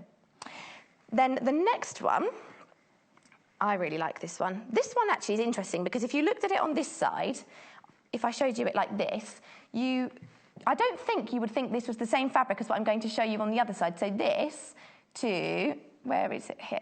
This here is very different to if you were just looking at it just like that. So you're getting lots of different motifs within the fabric. I'll open it out so you can have a little look. Again, your blues, greens, burnt oranges coming through there. Really nice. I like this one a lot. And it's quite nice to have it on a darker background if you're perhaps looking, you know, if you're trying to match up different lights and darks and creating tonally different shades within your quilt. This gives you an option to add in some dark really, really beautifully. And then the fifth one, the last one. Oh, I don't like making a mess of the fat quarters. I like them when they're like this, all tied up. I'm undoing them. I have to put them back. And then this one is your brown. You've got really tiny little polka dots on here. This would blend in quite well. It's a slightly plainer fabric. It's not so psychedelic as those other ones in the pack, but you've got really nice sort of oval shapes there. Great for Easter. We could make that look a bit like an Easter egg if we paired it with something. It's and tying in really beautifully with the other ones in that fat quarter bundle. So £21.95 for that Kay Fassett. That's our first Kay Fassett bundle. And you can see them there all on screen together, the 5 different fabrics. The flowery or jellyfish one is definitely my favourite, but lots of bright, vivacious colours, really vivid and really, really eye-catching. So the next Kay Fassett, we've got 2 Kay Fassett bundles today, different options depending on maybe the colour palette you want to use, but again they work really beautifully together, so you could even match them up if you were looking to add more colours to perhaps a big project like a quilt. So I'll show you it like this first. Look at these. Really lovely. These almost have a little bit of an animal print feel, particularly, where's this one here? Almost like a leopard print, but in different colours. And again, with your quite retro circles and bright, bright colours. And here we've got more, I'll flip them over and we'll start with this one. So, this is quite a geometric print here. So you've got sort of your zigzaggy lines with your mustards, purples, reds, a teal colour coming through there. Really lovely. I like that one. All your colours you can see. You could use that as almost like a handkerchief or a pocket square, couldn't you? To add a splash of colour maybe if you've got to a suit. But really lovely and great as well to work if you wanted to introduce a solid or a pattern, a spectrum solid or something like that, a plain fabric, then there's lots of options there for you to tie in with that and to match them up. Your next one, this reminds me a little bit of like a paving block, you know, crazy paving. So you've got lots of little stones here with flowers exploding and with your splash of colour. So different colour flowers here. If you wanted to fussy cut, you've got all different ones that you could add and to tie in. Kay Frassett's been around for generations. He's obviously really well known in the fabric industry and design industry. His designs are really popular. He doesn't not only designs fabrics, but also he's done a lot of painting, and he's had exhibitions at the V&A Museum, and he's very much an artist, and he has a great eye for colour. And he puts colours together that sometimes you think, I would probably think, I'm not sure how to match those up, but they just work, they just click. And sometimes you need somebody else's eye for that if you don't necessarily have that ability to bring them in yourself. So doing the work for you here with these bundles. The next one, you can see them all on screen there, all of the colours. So you've got your orange and blacks, and introducing more sort of darker oranges, burnt oranges, maybe some burgundies and purples in there. So that one, $21.95, again for the Kay Fassett bundle, and there's 5 fat quarters in that pack. Now, this one, yesterday, some of you had a sneaky peek of the owls, and we got loads of messages about them. People going crazy for owls, obviously lots of animal lovers. Which one should we start with? Shall we look at... We're going to start with this one, okay? So I believe this one is called Hoot. This is the Hoot Fat Quarter bundle. Everybody loves a little owl, really, really cute. A bit of a woodland theme coming through in this bundle here. So you can see this is the one that caused a bit of a stir yesterday when you had a sneak peek at it. So you can see all your different owls. The Hoot, this is a 6-piece fat quarter bundle, and it's $14.95. Again, 100% cotton, but you can see here we're teaming it with some solids. So you've got some really uniform, rich, saturated colours that work in really well with the colours that are in the patterned fabric. I'll show you the different ones. So we've got, this is the main feature of the pack, if you like, the actual owls itself. So based on a woodland background, you can see all the grains of the tree there. And then you've got lots of different owls sitting on your branches with different hues. So like a wine, a rich, if I lift that up a bit, you can see that's quite a dark wine, sort of winey colour. Then you've got your mustards and duck egg blues, some taupe coming through there. The actual owls themselves are really cute as well. Obviously, you can have different shapes for owls. They vary. These ones are quite plump and cuddly owls that would definitely make a great project. Perhaps as well working with, if you wanted to make a project with the children on school holidays at the moment. I think this is a fabric that they could definitely get excited about. So you can see behind there are some different solids that also come in that pack. I'll just show you. So you're getting 4 solids to match in with that patterned fabric. And depending which one you team it with, perhaps if you use the solid for a bias binding, it really helps to make different colours pop in the pattern. So we've got a mustardy one here. If you hold that here, you can see matching the owl perfectly, the colour work done for you. Then you've got the slightly darker, moving into a plummy sort of colour there. Again, matching your owl. Then if you pop it with a turquoise or this sort of kingfisher blue, then you're matching that in with the owl there. So it really depends which one you use with it and combine it with. It depends which colour you end up sort of focusing on and your eyes drawn to. So you've got lots of options there within the Fat Quarter bundle. We had loads of messages about these yesterday. Let us know what you're planning to make. Maybe you had a specific project in mind and you thought, oh, the owls would be perfect for that. What was that project? Let us know. Drop us a message. So, lovely. You can see the owls there. That's one of your options for the owls. We've also got another one, which I will show you.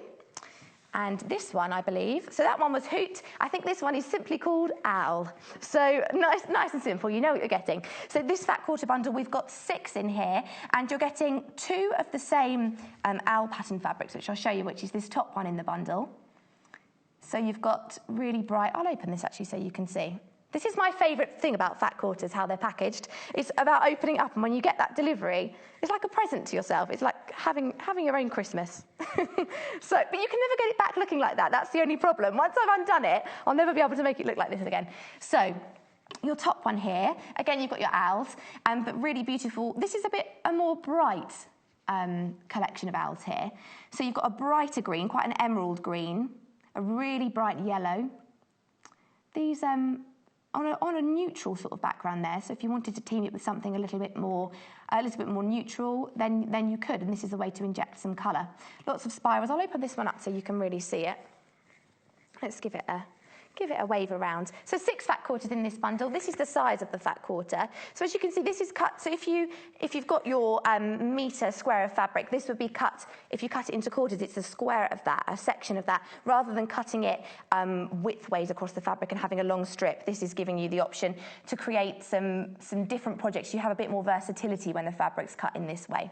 So this is your owls. Really lovely. I love the colours in that one.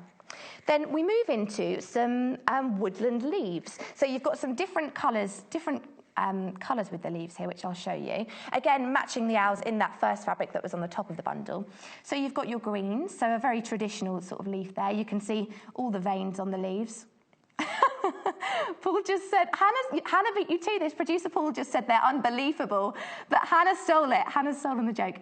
Some unbelievable fabrics this morning. The So Easy Owl 6-piece fat quarter pack, $14.95. You can see under there the yellow one peeking through. Again with your leaves. I like that one, a really vibrant one. Moving into a royal blue. We're having a hoot this morning. Oh, all the puns are coming in, the owls and leaf jokes. And then underneath here you can see this is sort of quite a dark red. This is almost like a rosy sort of red. Quite an autumnal feel to this. But working really well, again, with your second owl. The matching and teaming up really well. So thank you for joining us this morning. It's lovely to have you here. We're showing you lots of different fat quarter bundles. We've shown you 4 so far, 2 from K Facet and 2 of the owl ones. And we've also got some books for inspiration. So maybe you're looking at these fat quarter bundles thinking, I like that, but I don't really have anything in mind. I'm not sure what I do with it. Well, I'm going to head over and show you some quilting books, and you can have a look and see maybe if any of those catch your eye. So I'll head over to this side. Let's have a look. So if you're after some inspiration, these books specifically for quilting. So you've got some different patterns and ideas, and lots of different things that might catch your eye. I like this one. So this one is by Emma Jean Jansen, and she's an Australian designer. Really beautiful photography in this book, actually. If I turn it over, you can see on the back. It's a stylish sort of book, but what I love is all of these pictures are taken in Tasmania. So really outdoorsy pictures. These aren't studio-based pictures at all. You can almost see how the outdoors has inspired some of these patterns and designs, and just really eye-catching. So this is $15.95, HMSP 48. But what I'll do is we'll have a look and I'll show you. So Emma was a former fabric shop owner in Australia. Now she's moving much more into, well, she designs lots of fabrics and has books such as this one. And this is specifically for your flat quarters. So your contents page here, you can see we're moving into, let's have a look. Look at this beautiful photography. Really amazing. The photographs themselves actually inspiring as much as the quilts. So as we move through, you can see here. So first of all, talking about what is a fat quarter. Perhaps if you're not sure, talking about how they're cut, those different bundles there that we were just looking at on the other side, you can see all in this book. And also talking quite a lot of detail about the sizing and the different cuts of fat quarters. Let's have a look. Moving then into the project. So let's just lift that up so you can see. This would be a great gift, actually, if you paired this maybe with some fabric that you had in mind for somebody, and then they've got an idea to go with it, something to make as well. So this first one, boxes and crosses, lots of different shapes in the quilts. And what's lovely about this book is that it's listing your materials and then your cuts. So first of all, it's talking about the different cutting that you need to do. It then talks about assembling the quilt, so going through the different blocks, block A, block B, the C block, going through, and if I just move this along, you can see all the different shapes here as well as the quilt starts to come together. So moving through the figures, you can see how that is assembled to create that overall finished project. It's like a jigsaw with your blocks, isn't it? You've got to put them all together and make sure that precise cutting really comes together in a way that looks uniform and neat, and it's about getting everything sort of accurately cut with your seam allowances and your precise cutting. So you can see there, actually, this is where you can start to see that geometric puzzle coming into play and going from this figure to your finished product, which will obviously vary depending on which fabrics you go for. So like the K-facet ones we just showed you would be a much brighter version of that, or you could team the K-facet with some plains or solid fabrics if you wanted to tone it down a little bit. So always customisable. We've had some messages in. Who have we had messages from, Paul? A message from Christine. Thank you for your message. She loves fat quarters. I think everybody does. And she loves quilts. Good combinations. I wonder if that's it's not really any coincidence, probably, that you love fat quarters and quilts working well together. So this next one here, we've got, you can see, the high quilt. I'll just flick through.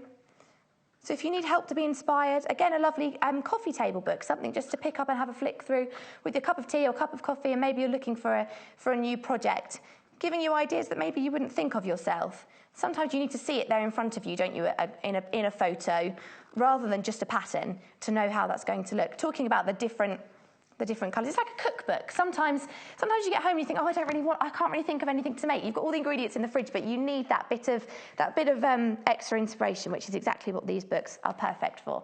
So this is your buy the bundle book, and also at the back there's loads of sort of tips on finishing your quilt. So talking about bias binding and how to get that great finished product so it's got that professional finish to it. So that's your first book. And the next one is another fat quarter book. This one is by Monique Dillard. Now, she's actually, she did a maths degree, so she's got a very mathematical brain, really has a great understanding of getting those seam allowances in a really accurate sort of quarter-inch seam allowance. Your precise cutting of your blocks, she really focuses on that, making sure that you've got that accuracy. So this is a more traditional book.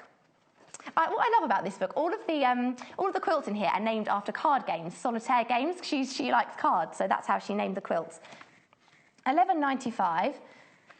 You've got 11 different projects in here, so all different quilts. And if I just show you that, oh, got a dancing book. It's jumping around.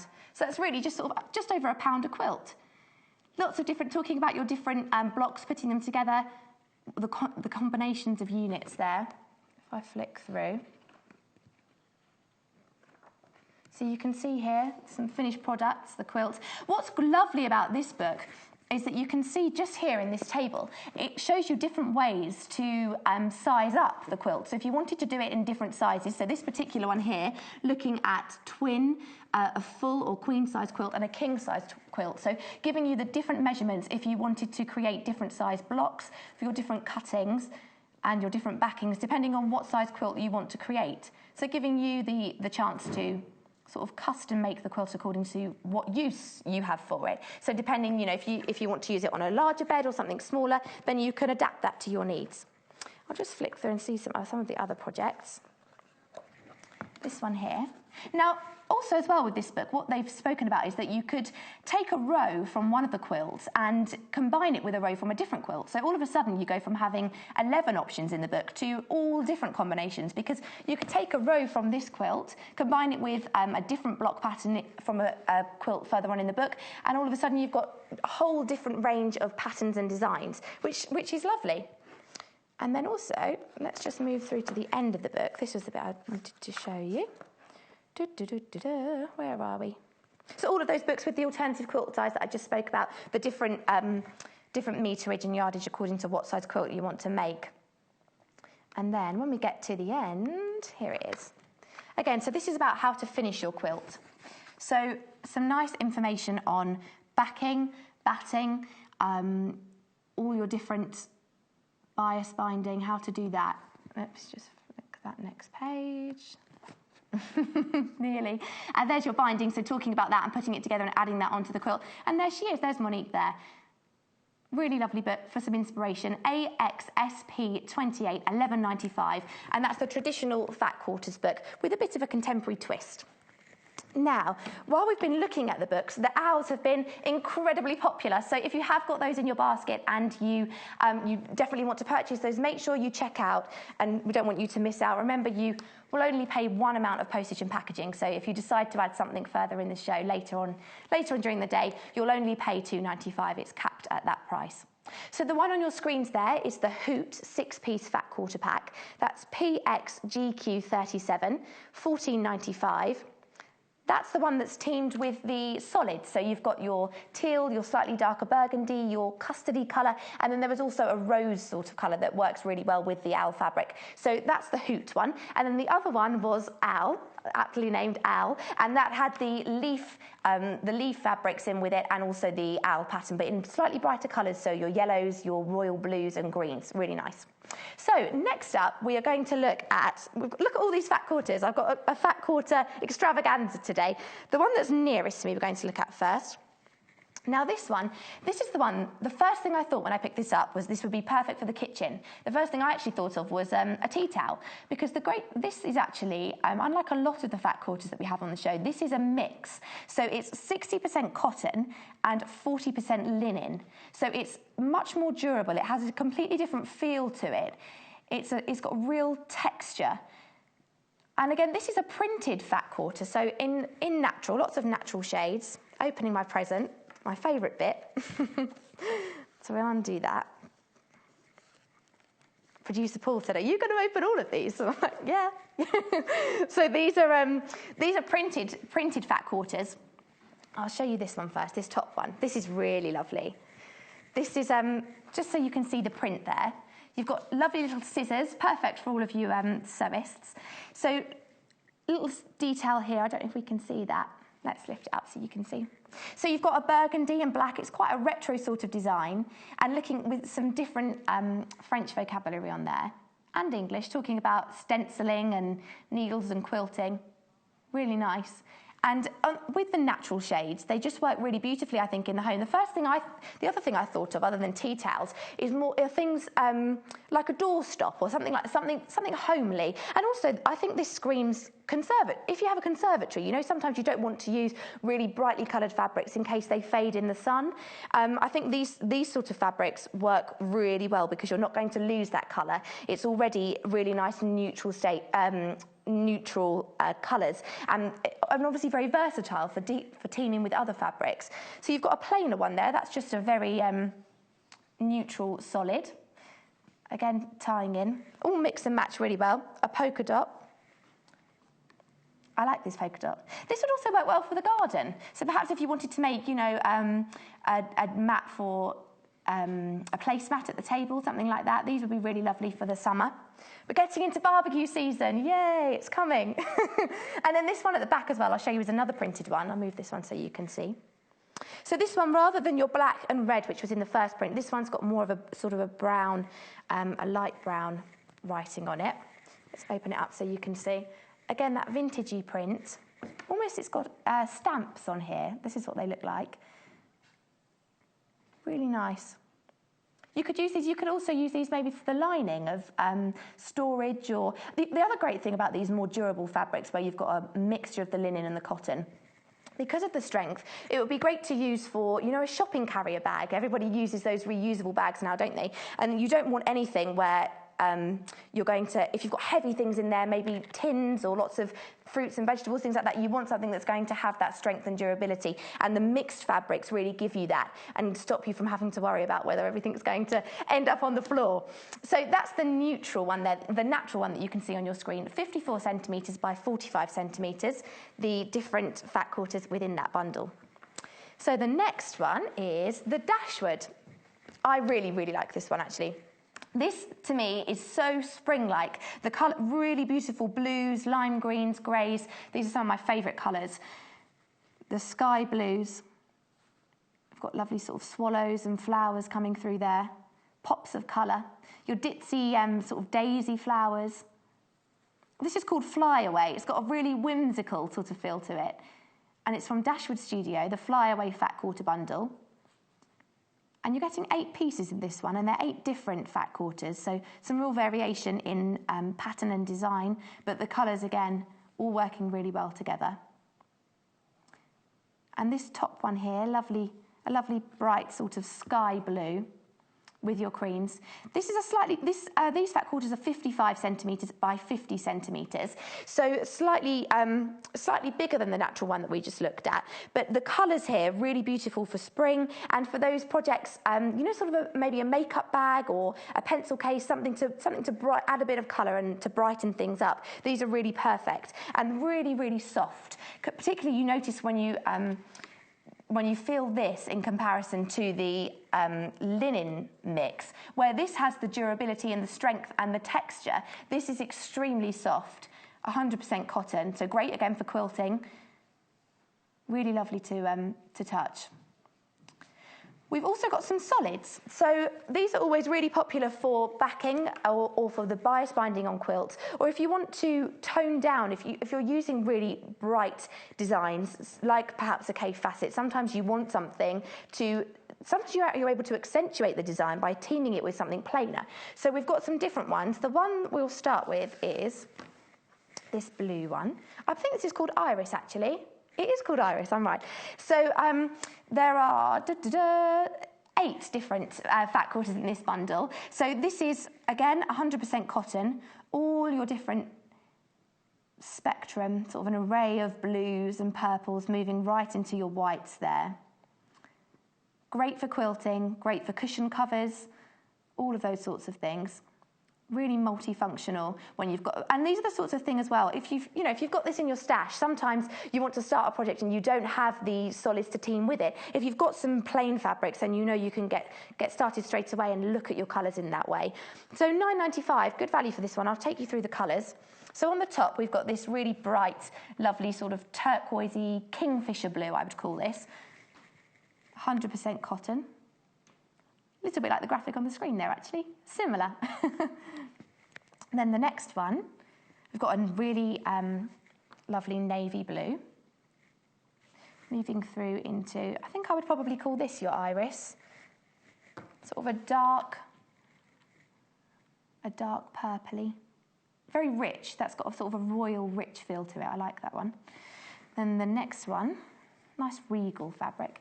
Your next one there is more of a sort of a damson, I think I would call that.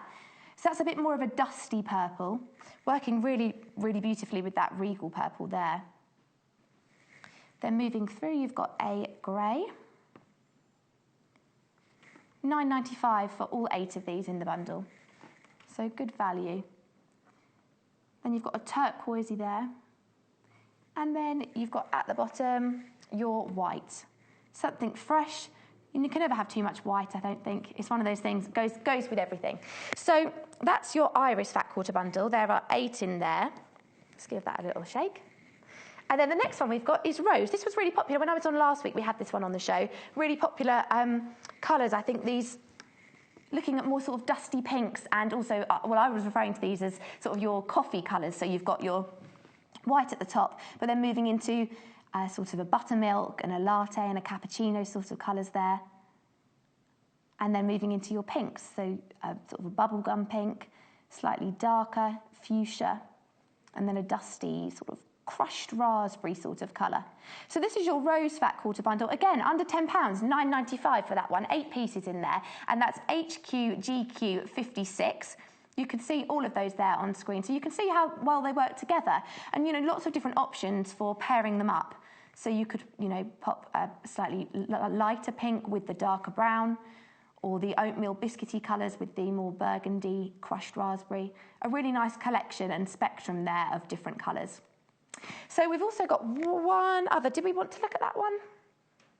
Okay, we're going to look at the owls because they're really popular. So I'm going to head back over to the other side. I'm walking and talking. So we're going to start with Hoot. Hoot, hoot. So here it is. This one really popular on Stage Show. After the sneak peek yesterday, I think lots of people with projects in mind for the owls. So you can see that there on a woodland design, all the grains of the trees. So rather than it being a plain background, you've got that detail, all of the grain lines And then your twigs and flowers and lots of little pops of colour in the daisies and the owls themselves. Crazy eyes these owls have got as well.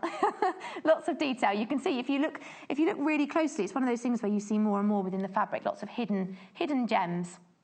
And then well, it's open, so I might as well show you it this way actually. Then you've got also your solids with this. So you can see there that whole spectrum of colours that complement the owls really well. So custardy yellow, a burgundy, slightly more of a pink, and your kingfisher blue. Actually, this would also, if you wanted to be really, really owly, you could make a toy owl. So you know some of the ones, Joe Carter's made some great different animals, geese and things like that. You could make an owl out of owl fabric. That would be nice. Or maybe a bag. I think a bag out of owl fabric. Or a little purse, something like that. So there they all are. You can see those on screen there. That's PXGQ37, $14.95 for the 6-piece fat quarter pack. Okay, so the next one we've got back to owl, not to be confused with hoot. And this one is a slightly brighter colour palette within this bundle. So you've got your reds. It's almost a little bit more cartoony because of the colour choices there. Let me move those out of the way. These almost look a little bit like butterflies, but lovely flowers. And again, you've got your stripes and spots and little V's. I'll open it so you can see a little bit more. That's it. Let's see. Which one's your favourite owl? We've got a yellow, a red, a blue. It depends which one you like, which one takes your fancy. So again, you could fussy cut if perhaps you wanted to applique that onto something and just add a little creature peeking out somewhere. Sometimes they look a bit like they've got glasses on, don't you think, with owls around their eyes? Very cute. So that's the owl print, and then that's teamed within that bundle 4 different leaf pattern fabrics. So you've got a green, a yellow, a blue, and a red, all working really well together. Let's open the red. I like the red. Let's see, so you can see it a bit more. We knew these owls would be popular. Here they are. Let's have a look. There we go. So lots of leaves growing through the fabric there. You can see the veins of the leaves. Some are solid in the cream, and some are more open. All different directions. Really, really nice. So you get four different leaf colours within that fat quarter bundle. Again, picking out the different colours from that main owl pattern. You actually get two of the big owl one that I just showed you, the really brightly coloured one. You get 2 of those in that fat quarter bundle. So there are 5 different patterns within that pack, if that makes sense.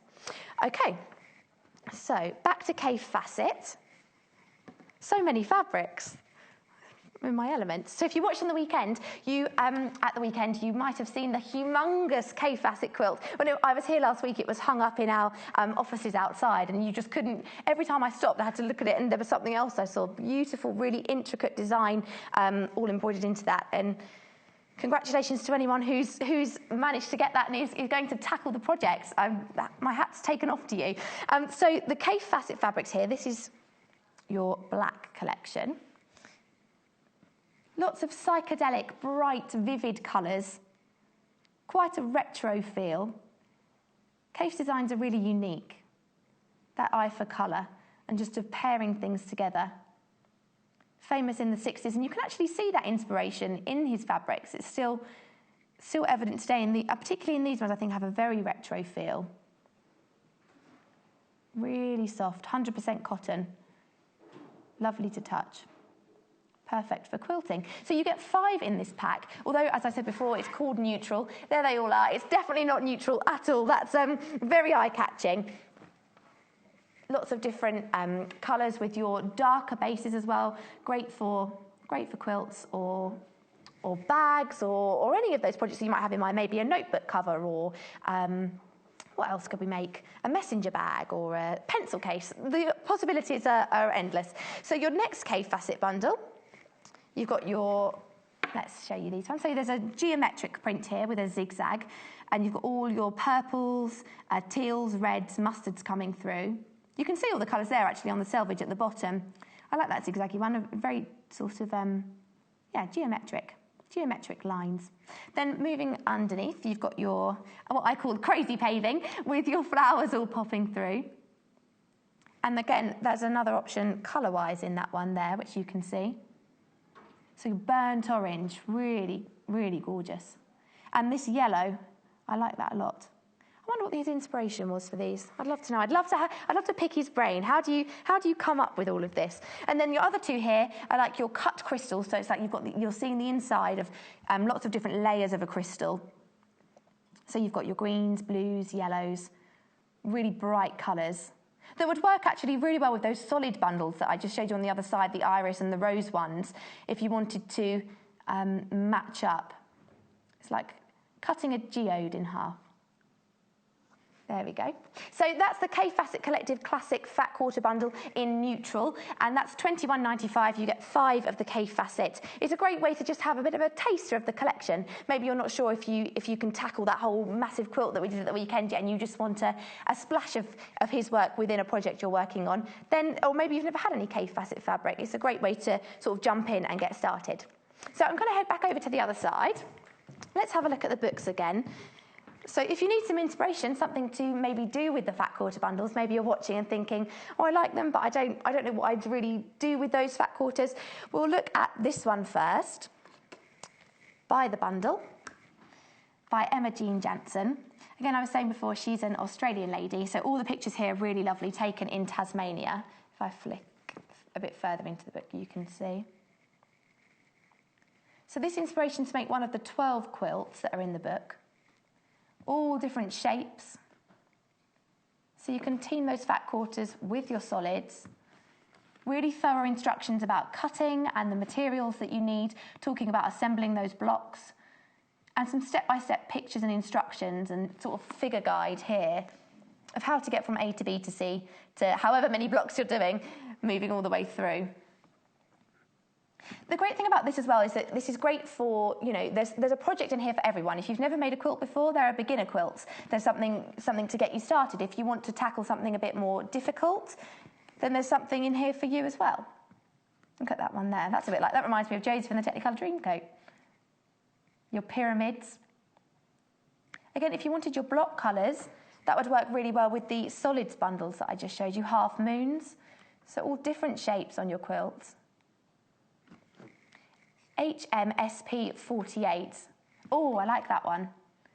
That's a quilt just hanging out by the seaside. Even if you're an expert, I don't think you can have too much inspiration. Sometimes, you finish a project and you think, oh, I don't really know what to get started on next.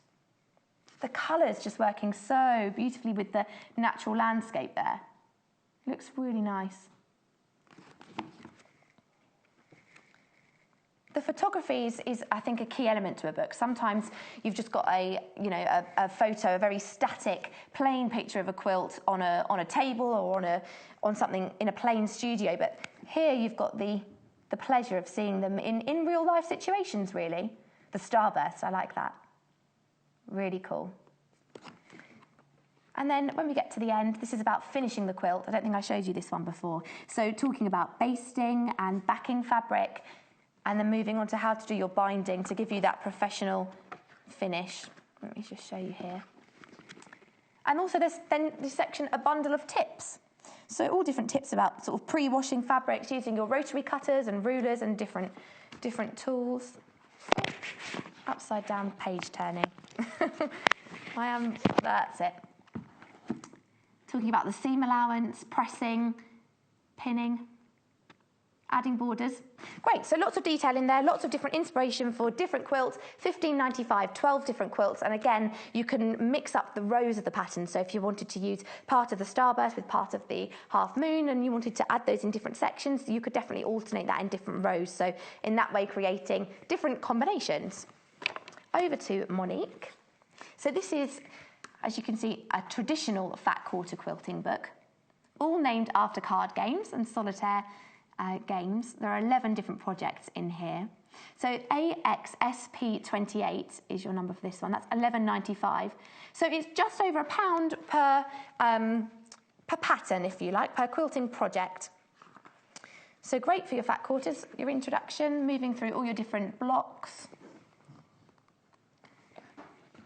And there's some, although this book has quite a traditional feel, there's some definite contemporary twists as well. And I think as well, depending really on the fabric that you use is what ends up shaping your final quilt. So in terms of the shape, you can take inspiration from the book, and then obviously the actual colours that you choose, particularly if you use something like a K facet, is giving it that splash, a slightly different flavour.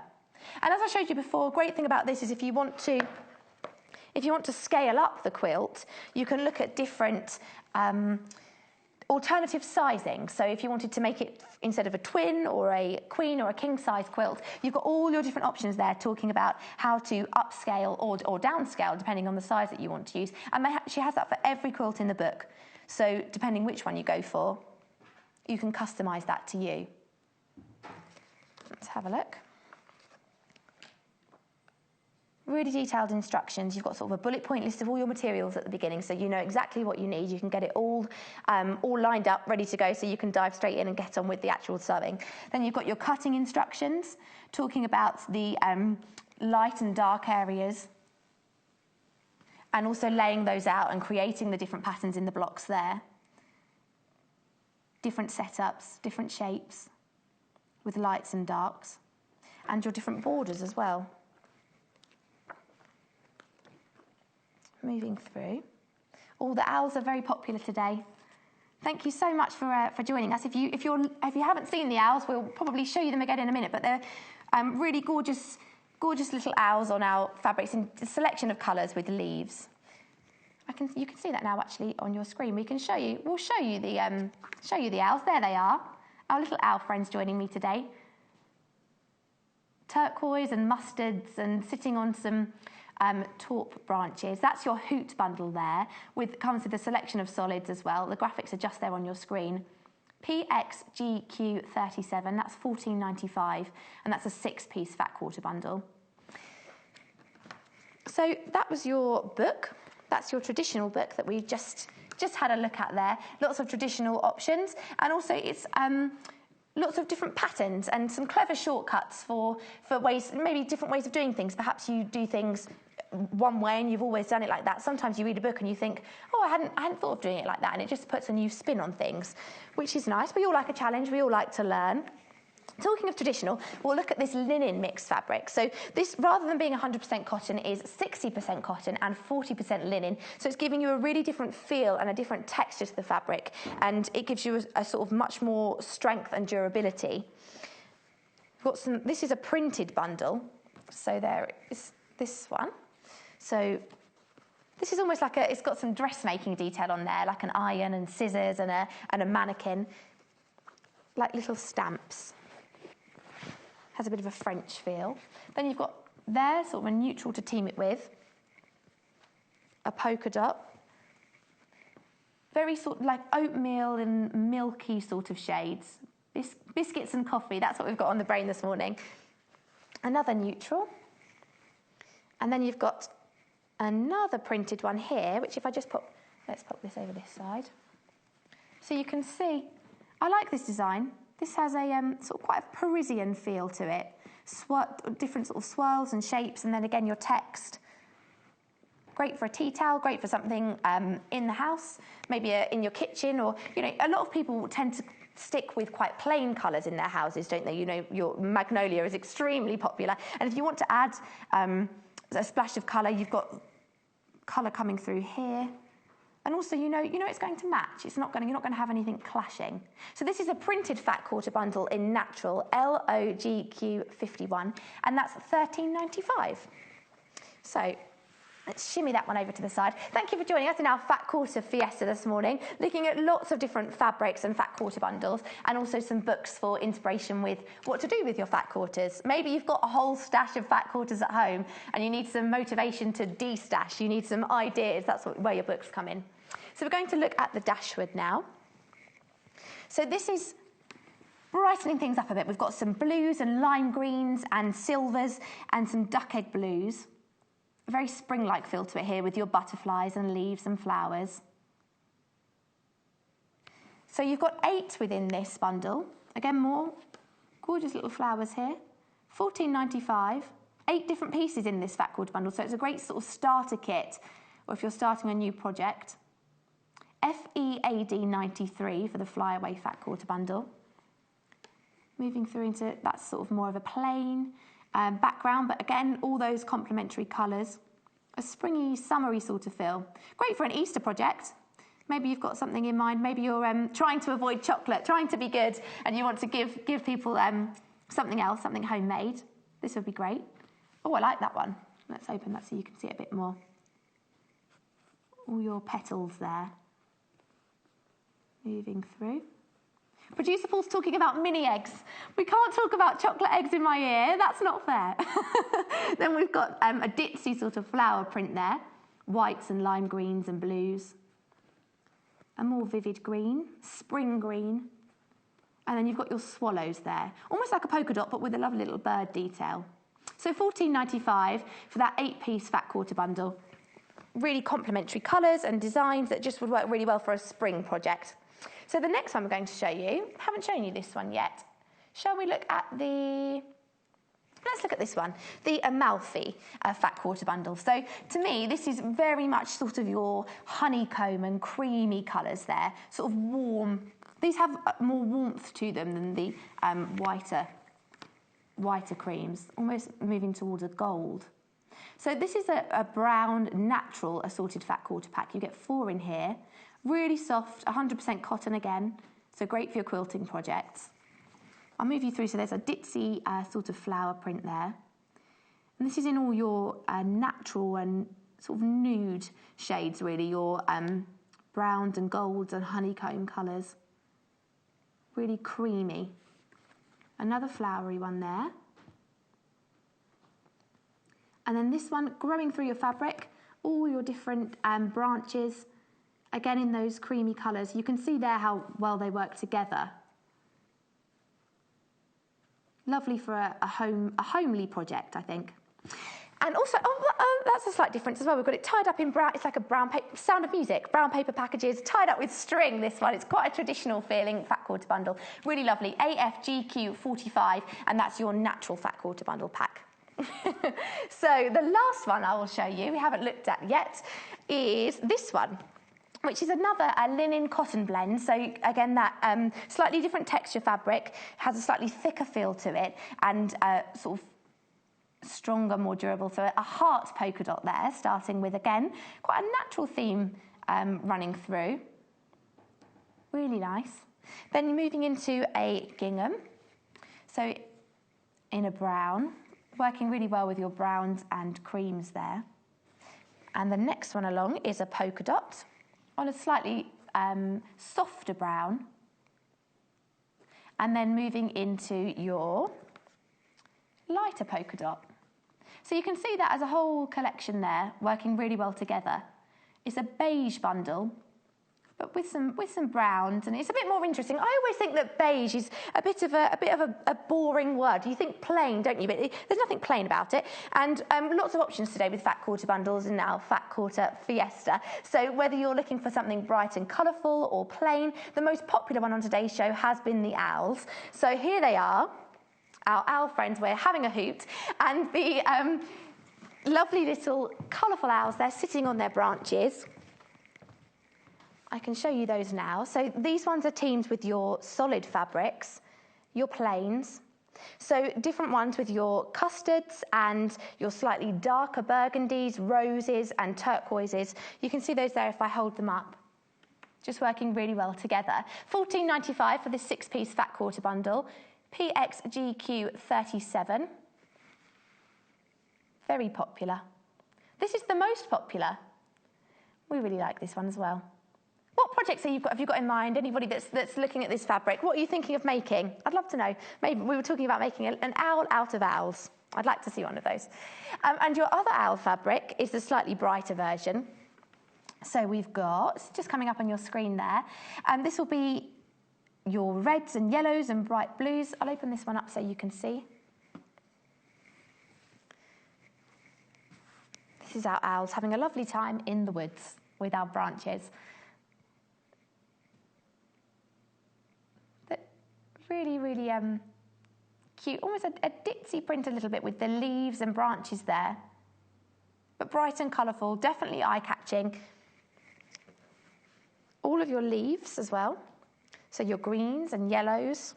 You've got a blue, a deep red. What are you going to make with your fat quarters? What have you got in mind? What projects spring to mind? Sometimes you look at a fabric and all of a sudden you think of a project that you wouldn't have thought of before. It inspires you in that way, which I think's lovely. That's the whole point of you want a fabric that excites you and that makes you want to sew. There's nothing, you don't want to work with something that you don't want to get out of the drawer. You need a bit of inspiration and creative ideas. So you get 2 of those owl fat quarters within that 6-piece pack. So 4 leaves, 2 owls.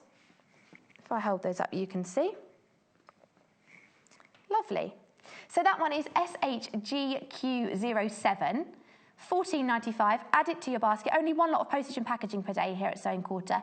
So it's capped at that. If you add something later on in the day, or you see something in the next show when Natasha's making a kimono back with Portia, if there's something that you want to perhaps add to your basket later, you'll only pay 1 lot of postage and packaging.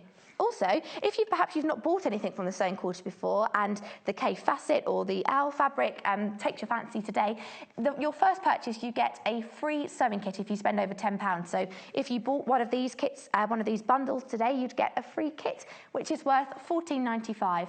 You've got lots of different threads and needles and just a perfect little transportable kit for taking to classes or perhaps on holiday or if you sew at a friend's house. So a little present from us to you. Now, one last look at the Cafe facet.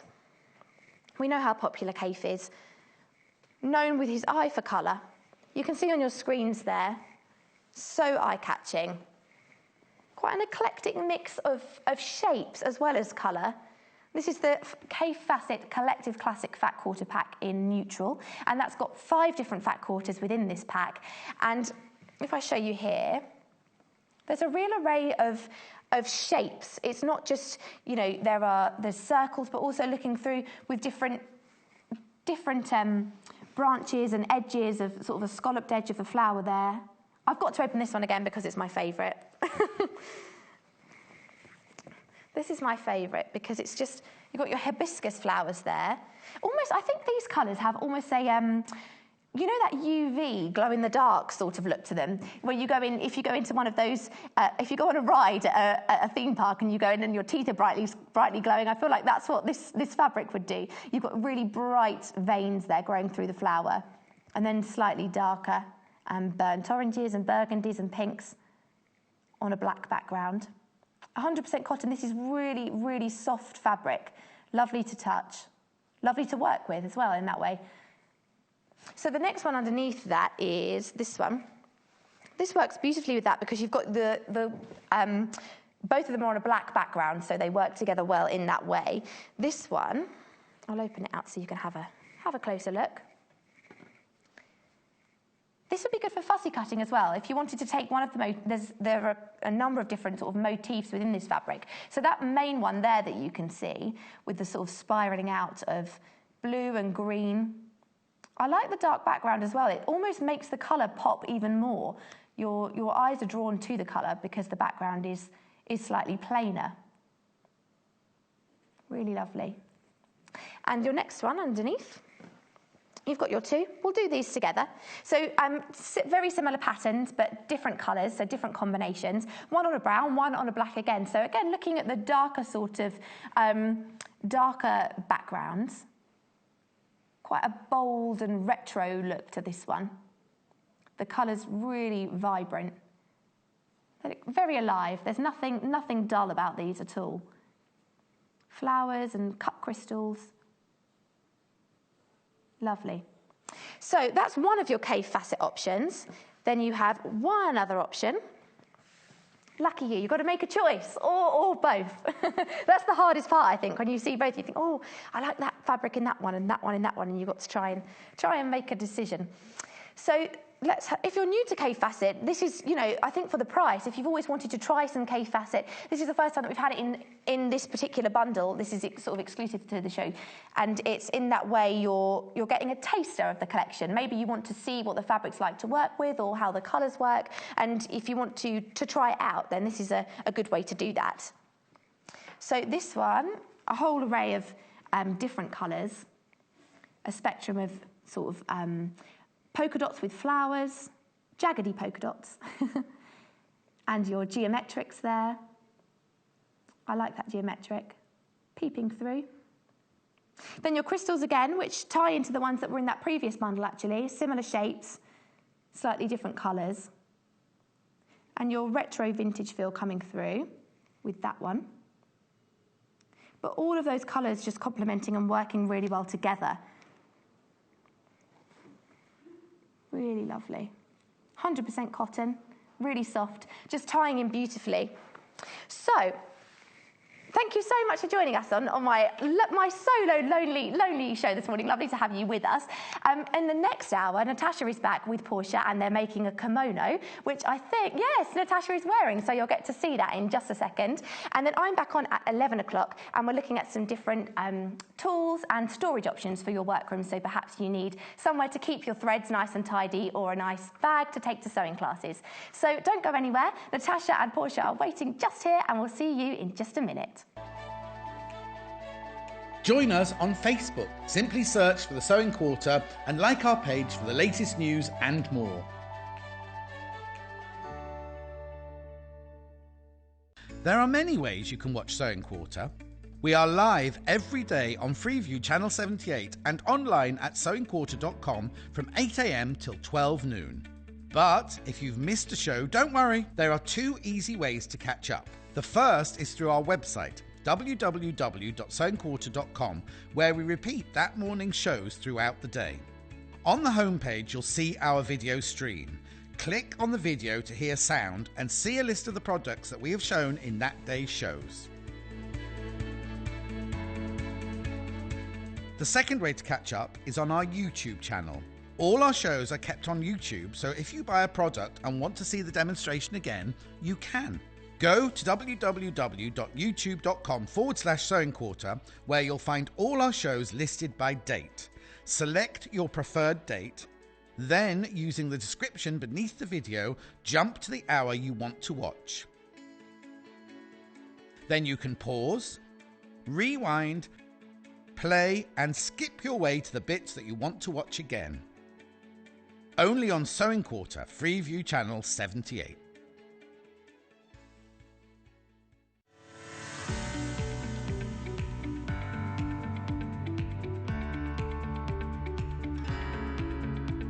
There are many different ways you can buy from us here at the Sewing Quarter. You can order from us by calling our free phone number at 0800 112 4433 and talk to the team at our UK-based call centre. Alternatively, there are other ways you can buy from us. You can go online and shop through our website at www.sewingquarter.com. You can even watch the show there and shop as you go. You can check out as many times as you like throughout the day and only pay a small fee of £2.95 postage and packaging for the whole day. We also offer a 30-day money-back guarantee on all products excluding custom-cut fabric. Our friendly UK-based team will help guide you through every step. Join us on Saturday the 8th of April when Mandy Shaw will be back to showcase her wonderful range of kits and projects. Mandy has pulled out all the stops to bring a brand new range of inspirational kits and her best-selling Stitch with Love book packed full of projects and guides. So join Mandy Shaw on Saturday the 8th of April at 8 a.m. and 10 a.m. only on Sewing Quarter, Freeview Channel 78.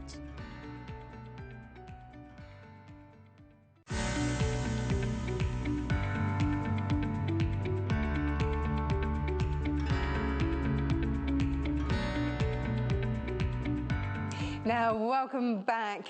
This hour, it's all about this little number. It's all about the kimono.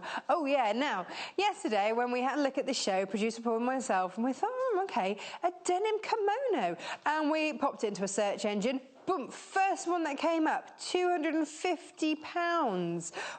Whoa, but there were loads. This is clearly very much on trend. So for me, I think the joy of it is out of our beautiful soft denim, we've got two different options for you today. Wear it with a long sleeve, wear it with a vest top, wear it with a t-shirt, you know, just throw it on as just something to give that little extra layer, whether you're going on holiday, whether you're just going to pick up the kids whatever it is. You know, this is a very easy to wear, washable fabric. It's soft, it drapes beautifully, and it's a little bit different. Now, the design that we've got for you today was designed by our very own Portia Lawrie. So here we are. This is it. You're getting full instructions in the kit that we've put together for you. So in the kit you get the material and you get your beautiful denim and instructions. Full photographic instructions as well, step by step as well, really clear, really easy to follow. So whether you're following along with the show, whether you've got the instructions, whether you're following the photographs, however you want to make it, here's what you're getting for your money. $33.95 gets you enough material to make this make and your full written instructions. We've got two different options for you, fabric-wise, for this very on-trend project. Vice versa denim VZGC47. That's for your vice versa. That's the one that I'm wearing here today. Da da da. Oh, spin around. Da, da, da, da. There's a reason I'm not a fashion model. Well, many actually. The fact that I'm quite bad at it is one. So that's one of your options. This is your other fabric option here. This is your, I think it's entwined something or another. I think it's called. It's got a posh name, but it's just a beautiful fabric there. Look at that, casted loops. Not entwined anything, I'm just making that up, yeah. So $33.95, you get all the fabric. Look, hang on, let me show you just how much fabric you're getting. Because there's loads and loads. Look at that, all of that. Whoa, whoa, whoa, whoa, whoa, whoa. In fact, one of the cheapest kimonos that we found online was about £70 from the high street. But that's not tailor-made. It's not bespoke. Ours are. Oh yeah, so fitted for you. I say that, obviously Portia arrived with this and I threw it on, but you can tailor make it for you, which is the joy of making your own clothes, isn't it? And I think this is one that goes, we say this, don't we? It goes from day to night, but by just a change of jewellery, you know, maybe you've got jeans on during the day and then you want to pop it with a skirt or with posh trousers. It's one of those things you can dress up. I think you could even put a little belt with it. It's just going to be lovely. Spin again. I'm being told, spin again. Da, da, da. They just keep wanting to make me dizzy. So you get your instructions, you get your fabric. Let's see the lady behind the design. Step this way. So, Portia. Hello again. Welcome. Hello. Hello. You all right? Very good, thank you very much. You came back for a second hour. I did, yeah. Well I didn't run away. So the nerves weren't too bad then? Not too bad. Excellent. Well, welcome back again. Thank you. How does it work? Because this was this one that you did for Simply Sewing? Yeah, yeah. So when they contact you and say, we need, do they say, well, what do they say? We need a kimono or? No, we'll speak to, so I'll sort of collaborate with Charlie, who's the editor of Simply Sewing, and we'll both come up with ideas. We might say, oh, I've seen this, or denim is on trend, yes, or very much so. And then we'll try and work a project around that. Okay. And because most of the projects that I do for Simply Sewing are patternless projects. Right. We'll come up with something very simple and very easy to make Why yourself. patternless? I just think it gives you a little bit more freedom. With pre-made patterns, I think sometimes you can have lots of fitting issues. Right.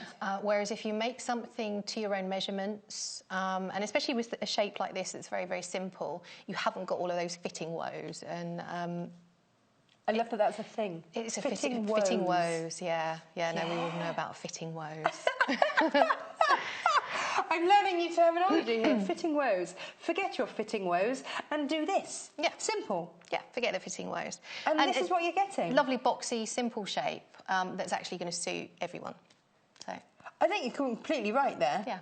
Now, I mean, if you want to, you can make this any size you want. Yes, you can make this any size you want. You could make it longer. You could add in some extra rectangles to put some sleeves on if you wanted to. You could add pockets. In fact, there's probably enough fabric left over to do both of those things, add some sleeves and add some pockets. Really? Or add a little bit of extra length at the bottom. I like a little, being a tall girl. Yes, you are exceptionally tall. Yeah. I feel very little. And I'm in flats. You know, for me, I sometimes like that little bit of extra length, which I don't get on the high street. This is always my problem, is that I'm so not the average shape or the average size. I don't think there is such a thing as an average shape or size. To be honest, there's probably only one person. Yeah, there's one person that fits into that sort of criteria. So we're all different shapes and sizes. So the beauty of this is you can make it to suit you. Now, we were... honestly, you should have seen producer Paul's face yesterday when we were looking at denim kimonos. That was the search that we put in. And the number of men that came up wearing denim kimonos. Yeah. I think producer Paul was quite excited. It's a thing. Is he going to get one? Well, I think so, because, you know, all these men were bearded, because beard's very in fashion. Beard's a beardy thing, yeah. And he's a bearded gentleman. It's all looking promising. Yeah, we'd like to see Paul in a denim kimono, wouldn't we? I think everyone unisex. Maybe we can get him in this later and take a little photo. I think so, yeah. Put it on your Instagram account. Absolutely. Or something, yeah, he's clearly not listening, because he's gone very quiet. He's hoping you're going to move on. Yeah, quite swiftly, I think. So let's do that. Let's move on. Where do we start with this? OK, so following on from earlier, squares and rectangles. That's all we're dealing with again. OK? So it's like making something circular fit a square hole. How do squares and rectangles fit shapes? Your body does a lot of the shaping. So, for instance, if you put this on a hanger, it would look like that. OK. It would just look like a square. Right. But as soon as you put it onto the human form, it sort of moulds to your body. The fabric will do that to a certain degree itself. But there's a few little things that... Well, here's it hung up. Let's show exactly that. Oh, yeah, no, OK. That's the vice versa. This is what I'm wearing. That's the exact one I'm wearing, in fact. Yeah, so on a hanger, it looks, as it is, a simple rectangle. But as soon as you put it on the human body, your arms will pull the shoulders down and it will mould to fit you, OK? So you only need minimal little touches of shaping to make it work. Cool. So I'm going to show you very, very quickly how we got to that stage. So in your instructions, it will tell you to cut a 61 centimetre by 76 centimetre. Let me tell you. Here we go. Step 1, fold your fabric in half. Selvage to selvage. From the folded edge, cut 5 centimetre strip from the entire length and set aside. This is your kimono band. I don't have a kimono band. Kimono band? There's a kimono band? Here. Oh, that's that bit. Oh, I thought you meant like a band. So this is cut from the entire length of the fabric. So that's, was it 1.5 meters we've included? Yes. OK. And this section here, I don't know if you can zoom in on this at all, but the ends are just stitched from the inside, just closed off. Oh, OK. OK, and then it was turned right side out, and then the edge is finished. Nice. OK, so that's your band, done, dusted. So that's going to go... set aside, we'll come back to that in a minute. OK. These are your 2 rectangles. Cut 2 rectangles of equal size. My rectangles measured 61 centimetres, that's 24 inches wide, and 76 centimetres, which is 30 inches long. Yeah, and that will fit roughly a size 8 to 14, because it's quite a one-size-fits-all pullover. You might need to order some extra fabric if you want a much wider one, but... I love the fact that this could be on a size 8 person. I know, and it looks just as good on you, Tasha. Thanks, because I'm clearly not a size. Here's my 2 rectangles. Yes. Right, let's call this one the front. So what we want to do is fold that in half. This is what you'd be doing with your fabric. Do we need any special paper for this? No, this is just for demonstration purposes. You'd be doing this direct onto the fabric, but because I've already done that, I've kind of... So pretend this is your fabric. Just pretend this is your fabric, and this is what you do.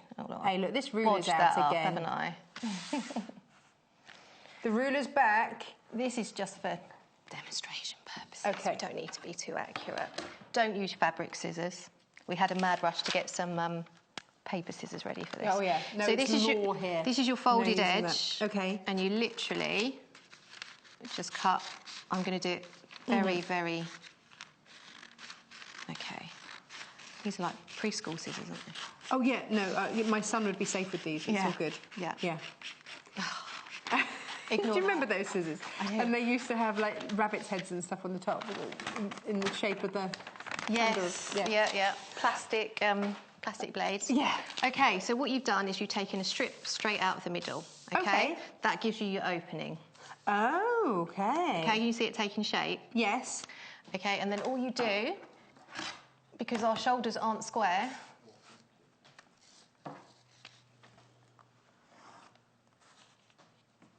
Now, how far down do you do that? About 1.5 inches, 2 Okay, inches. but whatever you do to one side, make sure you do Just to the other. make sure it's consistent, yeah. So if you've got, because I've got quite square shoulders, hours of swimming in a former lifetime. So for me, maybe I wouldn't do quite so much, but if you've got more slopey shoulders... Yeah, if you've got very downward sloping shoulders, you might slope it a little bit more. But the important thing is to give it some slope, because all shoulders will slope naturally, okay? Awesome. All in the instructions. All in the instructions. These measurements, everything is in the instructions, and they are super, super simple to follow. So there we go. That was take one rectangle and fold it in half with the long sides together. That's what we just did. And cut a 7.5 centimetre wide strip from the folded edge. That's what we've just done. Yeah. So you've got your front and your back section. Yes. So here we are. Back section, slope shoulders, 2 front sections, also with the sloped shoulders. So what you do to the front, you do to the back. Yeah, you would cut the two bits of fabric at the same time. And would you do this so that these are, hang on a minute, right sides together? Yeah, right sides, always right sides together. So right sides together when you cut that strip out. Oh, when you're cutting, it doesn't make any difference. Oh, because you're just swap taking them over. taking a section out the middle. Now- But when you're sewing, always right sides together. Producer Paul has not got over the fact that the very first kimono we found was £250. I don't know if we just have very expensive taste. Maybe. Look at how much it costs, and I think, oh, that's so I could simple. make- yeah. Especially something as simple as this. You just My sort of mum think, says this. She said, you sound like your grandmother. When I said, I could make that at home for less. I know. Oh, you sound like your grandmother. Now, you've done something to the edge of this. Yes. Tell me about Well, this. this is more in the interest of expediency. You would, you might finish these as you go along, but I have overlocked all the raw edges here. Now, some sewing machines will have an over edge stitch. Yeah, if an you've got an overlock overlocker, happy days, off you go. Yep. Not everybody has that No. luxury. It's kind of when you realise that dressmaking is for you, an overlocker becomes the next investment Yes, machine. most definitely. Yeah. But for those of you that don't have an overlocker, there's ways to get around it. My domestic sewing machine has an over edge foot and an over edge stitch. Yep. And what that means is that I can just go around and finish off. And I do this on everything, on my cushions, everything. It just is going to stop your fray. If you don't have that, now the first machine that I ever had was my grandmother's 50-year-old Singer sewing machine. Yep. It had a straight stitch, it had a zigzag. Yep. That was your lot. And you Yeah. learned to do everything with a straight Straight stitch and a stitch zigzag. yeah. And the thought of a buttonhole. Oh, I know. You know, sewing a buttonhole. Oh, gosh. And so you can just zigzag those edges. Again, this is just, it just gives that nice finish. It means that you can wash it and it's not going to fray. Yeah. And you've done that round before you start to I've do done it anything all else. So before as soon I as started. you cut it, zip. Yeah, That's I just find it technical. easier to do it Yeah. before I start. Okay. So, right, so... Oh, Lynn's asked a question. Yep. What's the maximum size you can fit in the kit? Now, we said a size 14. Yes. If you want it to go any bigger than that, you probably need to order another ½ metre of fabric. Okay. And then you'll have enough to cut the 2 rectangles, one on top of another. Ah, If that makes sense. Yes. In which case, Yep. what I would say, because this comes as a kit with the material pre-cut, Yes. then I would buy a different fabric then for the extra length. Because it's already cut. If you add an extra ½ metre into your basket, this has already been cut. Yeah, yeah. Do you see what I mean? Yeah, yeah, I'm with you. So normally when we cut our material, we cut it to whatever length Yep, you no, want. I'm with you. In which case, you can just add a band onto the bottom. So nice. a horizontal band, another rectangle, hey-ho. Yes. Add a band onto the bottom and that will give you your extra length. So But this is it. I mean, this... width, this is sorry, not we're going talking to about cut width, in. aren't we? Yes. Yeah. Yes, maybe another fabric. Okay. Lovely. Okay. But it's just worth know, isn't it? So you can make this out of any fabric. We've chosen the denim today because, firstly, it's bang on trend, and secondly, because this is a super soft one. So this is your art gallery fabric. This company started back in 2004 and they wanted beautiful style, they wanted contemporary, they weren't prepared to compromise on quality at all, and they haven't, and they're still very proud that today they still insist on every yardage being top quality, and that's their thing. So not only do you get a super soft cotton, because there's it's got a nice tight weave and it's super soft, and they say feel the difference. Now, just give my pincushion. This is going to be perfect for going into springtime, when actually, do you know what? A long sleeve top, that's fine, but actually you just want that little bit extra. Yeah, and especially if you sort of go out from the day into the evening, it gets a little bit chillier in the afternoon still. So now, you see, lots of people assume that it's going to be really hot in our studios. It's not. Our lights don't heat. They're special ones. So I always get really cold in the studios. So for me, I was like, yes, give me some layers. Yeah, I know. I'm this morning I sort of said to you, didn't I? I said, oh, it's really hot in here. Oh, that's, no, I turned up the heating in our dressing room. Sorry about that. Now, what are we doing? So I'm just sewing the shoulder seams. Yes. A bit of a tongue twister. 1 centimetre seam allowance. Okay. At the moment, I'm just using the side of the presser foot as a guide for my seam allowance. No, I'm kind of getting the feeling here that it could be a centimetre, could be a centimetre. Could be whatever you want it to be. Whatever. This is feeling very free flow. Freestyling, if you like. How you like. Yeah, no. Some people prefer a larger seam allowance to play with. I prefer a smaller seam allowance. But the thing about sewing is you do whatever works for you. So. I never pay much mind to, this idea that, it has to be this or it has to be that. It has to be whatever works for you. And because this isn't super fitted, no, it doesn't matter. It doesn't matter. What I like about this is actually it is very easy to wear. It's very comfortable to wear. This is going to wash. I'm a little bit obsessed with washing my clothes. It comes from having 4 dogs and a 3-year-old. Everything has to be very, very easy to wash. This is 100% cotton, easy to throw in the wash, and very, very super comfortable to wear, I have to say. Very comfortable to wear. And also, I don't always like just wearing a tight top. I have to wear something over the top. When you're having one of those days. One of those, and that's what I said to you, wasn't it? I'm having one of those days where I want to have something over the top, and so this is absolutely perfect. And I think every day is probably one of those days where I just like to have something else just over the top. And of course, you can accessorise this, you can dress it up, different jewellery. It's going to change the feel of it completely as well. They look quite nice with contrast bands as well sometimes. So if you've got a bit of fabric in your stash... See, that would be one way of making the kits. That's the way to make it larger. Yeah, absolutely. That would work. Yes. That's just come to me, sorry. There we go. So who... Paul, who was it, producer Paul, who was it that asked if you could make it larger? Lynn. So there you go, Lynn. What you could do is do your wider rectangles and do this contrasting piece. Do that in a contrast. That would look lovely as well. Yeah, I mean, with that you've got the blue and you've got the cream to pick out on, but that would look really nice with a black band on it. Ooh, wouldn't it? Yes. We were talking earlier with the flamingos. Yeah, about having flash something, flamingo. Just sometimes a little something. touch. Yeah. I'm not suggesting flamingos before people go, she's lost her mind, wanting it edged in flamingos. Although, if I were to line it, I might line it in flamingos. You could do that. You could. I wouldn't necessarily. We're ironing. Yeah, I love we're this. ironing. She's we're pressing ironing again. Oh no. Okay. The difference between ironing and pressing. Are we ironing or are we pressing? Okay. Yeah. I thought this might come up. So pressing is literally pressing. Yeah. Okay. Ironing is what you do when you're at home. So you've got a pressing motion and you've got a circular motion. Right. If you are pressing something that might stretch, so an unfinished seam or a curve in fabric or something that's cut on the bias or patchwork, you would press. Okay. Once a garment's complete, you can, do whatever angle you like. Fill your boobs because it's all stabilised. But during the making process, you want to sort of press more than.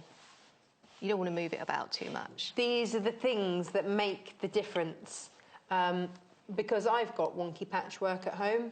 Hand up to that, because I ironed and I didn't press. Stretched it. Yeah. Yeah, I've done that on necklines and armholes. I've gone, oh, well, no, I want that seam nice and open. Press or But you see, you learn these things as you go along, and it doesn't matter because that's part of the process, isn't it? And I just think people shouldn't be worried so much. Don't sweat the small stuff. You know, if you make it, you know, if you bodge a little thing up on a project, it's not the end of the world, and you learn it for next time. You absolutely do. So just think of each project as a learning curve, basically. Now let's have a look at where we're at with this. Let's hold this out. So can we hold it up? So yeah, there we go. So already you can see you had the rectangle at the back, and then we cut out that centre strip there. This is your casted loops. And so already this is really taking shape, and all you've done is stitch along there and along there. Yeah, yeah. I mean, this is such a quick make. You know, this is an hour show, I might actually get this done in an hour. Yes, yes. So, which is fab. Okay. The other thing that we haven't got is square necks. No. And also, what we're going to try and do is attach that band. Well, we will be attaching that band. We're not going to try, but it doesn't want to go round like a 90-degree angle. Okay. So all we're going to do. Yes. Is, and I'm going to eyeball this. You can take a little bit more time over it, but we're just going to cut a little bit of a curve. And it's. Would you fold it in half so that it's equal? You could, yes. It'd probably be the better way to do it, but if you're confident eyeballing, eyeball it. It's more and it doesn't matter that you've now got rid of that. No, because in the next step, this is going to be enclosed. Okay. So it's fine. I'm going to ask you to hold there. Yep. Go no further. Come with me because I want to show you the fabrics. Okay. So that was the casted loops. And we've got two options for you. So I'm wearing the vice versa. Here we go. Casted loops one first. This is your super soft 100% cotton denim. But don't think like jean denim. You're getting a lot, firstly. It's 1.5 meters wide, so you've got that real nice width that you want for your dressmaking fabric. So this company that brings us this wants you to be able to do your dressmaking, your quilting, your accessory making, all from their top quality cottons, and that's why they bring this beautiful denim. If you imagine a normal denim, you would think it being quite starchy, quite stiff. Here, you've got that beautiful drape, which is why you can have it, which is why it's going to fall beautifully when you wear it. And it's a really easy colour to wear as well. Really easy. And of course you've got that lighter blue that you can pick up. It's going to look great with white, with black, any colour that you want. Whether you want to have it with a vest top, a t-shirt, polo neck, you can really dress this up, dress this down. Think about all your accessories that you're going to wear with it. Maybe if you want to, then you can whiz it up with something a little contrasting through there. We'll have a look at how to do that in a minute. That is your casted loops. You get the pattern in there. Well, I say you get the pattern, you get all the instructions, because as we've seen, this is a no pattern make. You just have to be able to cut a rectangle or two and you're good to go. Now, here we go. This is your vice versa. Helps if I vice versa it around the right way. This is the one that I'm wearing at the moment. You can't see because I've just covered myself because there's that much material. So, okay, denim, always on trend. And at the moment, kimonos made out of denim, super on trend. If you search for it on the internet, you will find loads, but you'll find them at quite a high price point. The first one that we found, £250. Then we went to the high street, we looked on there, around £60, £70. We're looking at £33.95 for a bespoke tailor-made kimono. Perfect. Nice. Portia, would you pre-wash the fabric? Always. Always. Yeah. There you go. VZGC48. Pre-wash, and then I imagine you'd probably iron it after yeah, that. no, I do actually. Yeah. Pre-wash and iron. Yeah. Pre-wash and iron before you get going. That gets rid of any shrinkage. All material will have an element of shrinkage. Make sure that you've got rid of that before you get going. What's next? Okay, I know you I'm said... excited that we're going to finish this. Right, I know you said go no further, but I've ignored you. Right, so all I've done is flip this right sides together and pin down the sides. Now what we're going to do is sew down here, and we've left a gap here for the armhole. How wide? Or does it depend how wide your arms are? Yeah, it depends how wide your arms are. On average, how many about bingo 8 wings inches. you got going on? Yeah, 8 inches I normally find is fine. Okay, yeah. All right. Because what happens with this is the bigger the armhole, the more it stands out. Oh, okay. So if you've got an armhole, excuse me, that finishes down here, then this is going to open out more, Okay. and it will be more. But actually, it's sitting quite snug. Yeah, sitting quite snug. Yeah, the in there. snugger it is, obviously, the more close fitting and the less bagging you'll get. And I just prefer it to look a little bit. You see, I wouldn't have known that. But I probably would have done it so that you could wear it with a little vest top, but not have too much sort of bag. Yeah. But then you might not have known that, but you can always go back and change it if it's not right, Well, just with the seam out. More, can't you? That's the so where we start the armhole, yeah, we're going to sew forward and then back stitch. That's a reinforcing point, obviously, because anywhere where the fabric is going to be put under pressure, such as the armhole opening, back stitch. Lovely. Again, I'm using just the presser foot as a seam guide here. Doesn't matter. I'd say if you're looking to eke as much width out of your fabric as possible, if you're making it in a larger size, then just go for a smaller seam allowance. That's another way of... Oh, yeah, of course. Then you've added on. Yeah. And when you think that's... 4 seam sews. So if you would normally sew with a... I don't know, a centimetre and a half, and you take it down to a centimetre. Exactly, that's 2 centimetres in total. So it's nearly an extra inch added, basically. Just by bringing in your seam allowance. Yeah. Gosh, it's a top tip. And again, another thing that you can just, make your fabric go further. Yeah. Same with a commercial pattern, really. In any kind of pattern, smaller seam allowances just gives you more width, obviously. And because you cut these fabrics together, of course, they're fitting together perfectly. You've got... We hope so. Okay, we'll so far see. so good. Yeah. So far so good. Fine. It's all looking good to me at the moment. Now, of course, if you bought the bag earlier, then you could use the thread from that, couldn't you? Yeah, same thread, exactly the same thread. Loads of that left over. It's that sense of achievement, isn't it? This could be the first top that you've ever made. Not only is the pattern your own because you've created it yourself, but actually to have a finished product that looks absolutely great, a little bit different, but actually bang on trend. I'm not used to being trendy. I like it. High Streets, we've looked on this. We did our research. Oh, yes, we did. Because I'm not the trendiest of people normally, so I have to research these things. And, yeah, £70 seemed to be sort of the average price that you would pay. Gosh, how can you, when you know that you can make this for under £35, less than half the price, how can you justify? High street stores are, Well, I mean, obviously they've got overheads and everything else that they have to, but actually to get a better fitting item and to get it absolutely perfect for you, that's got to be worth so much more. Add your pockets. I'd quite like to add a little belt to go with it. That would look lovely. Yeah, definitely. Or you could add some closures at the front here. Yeah. Buttonholes or a little toggle fastening, which sort of ramps up the whole oriental feel of it. Oh, yes. I always think of toggle fastenings as being sort of Paddington Bear, but no, you're right. Yeah. Oriental. I would have to delve into the button box. Add pockets. And find something a little bit different. We all love a pocket, don't we?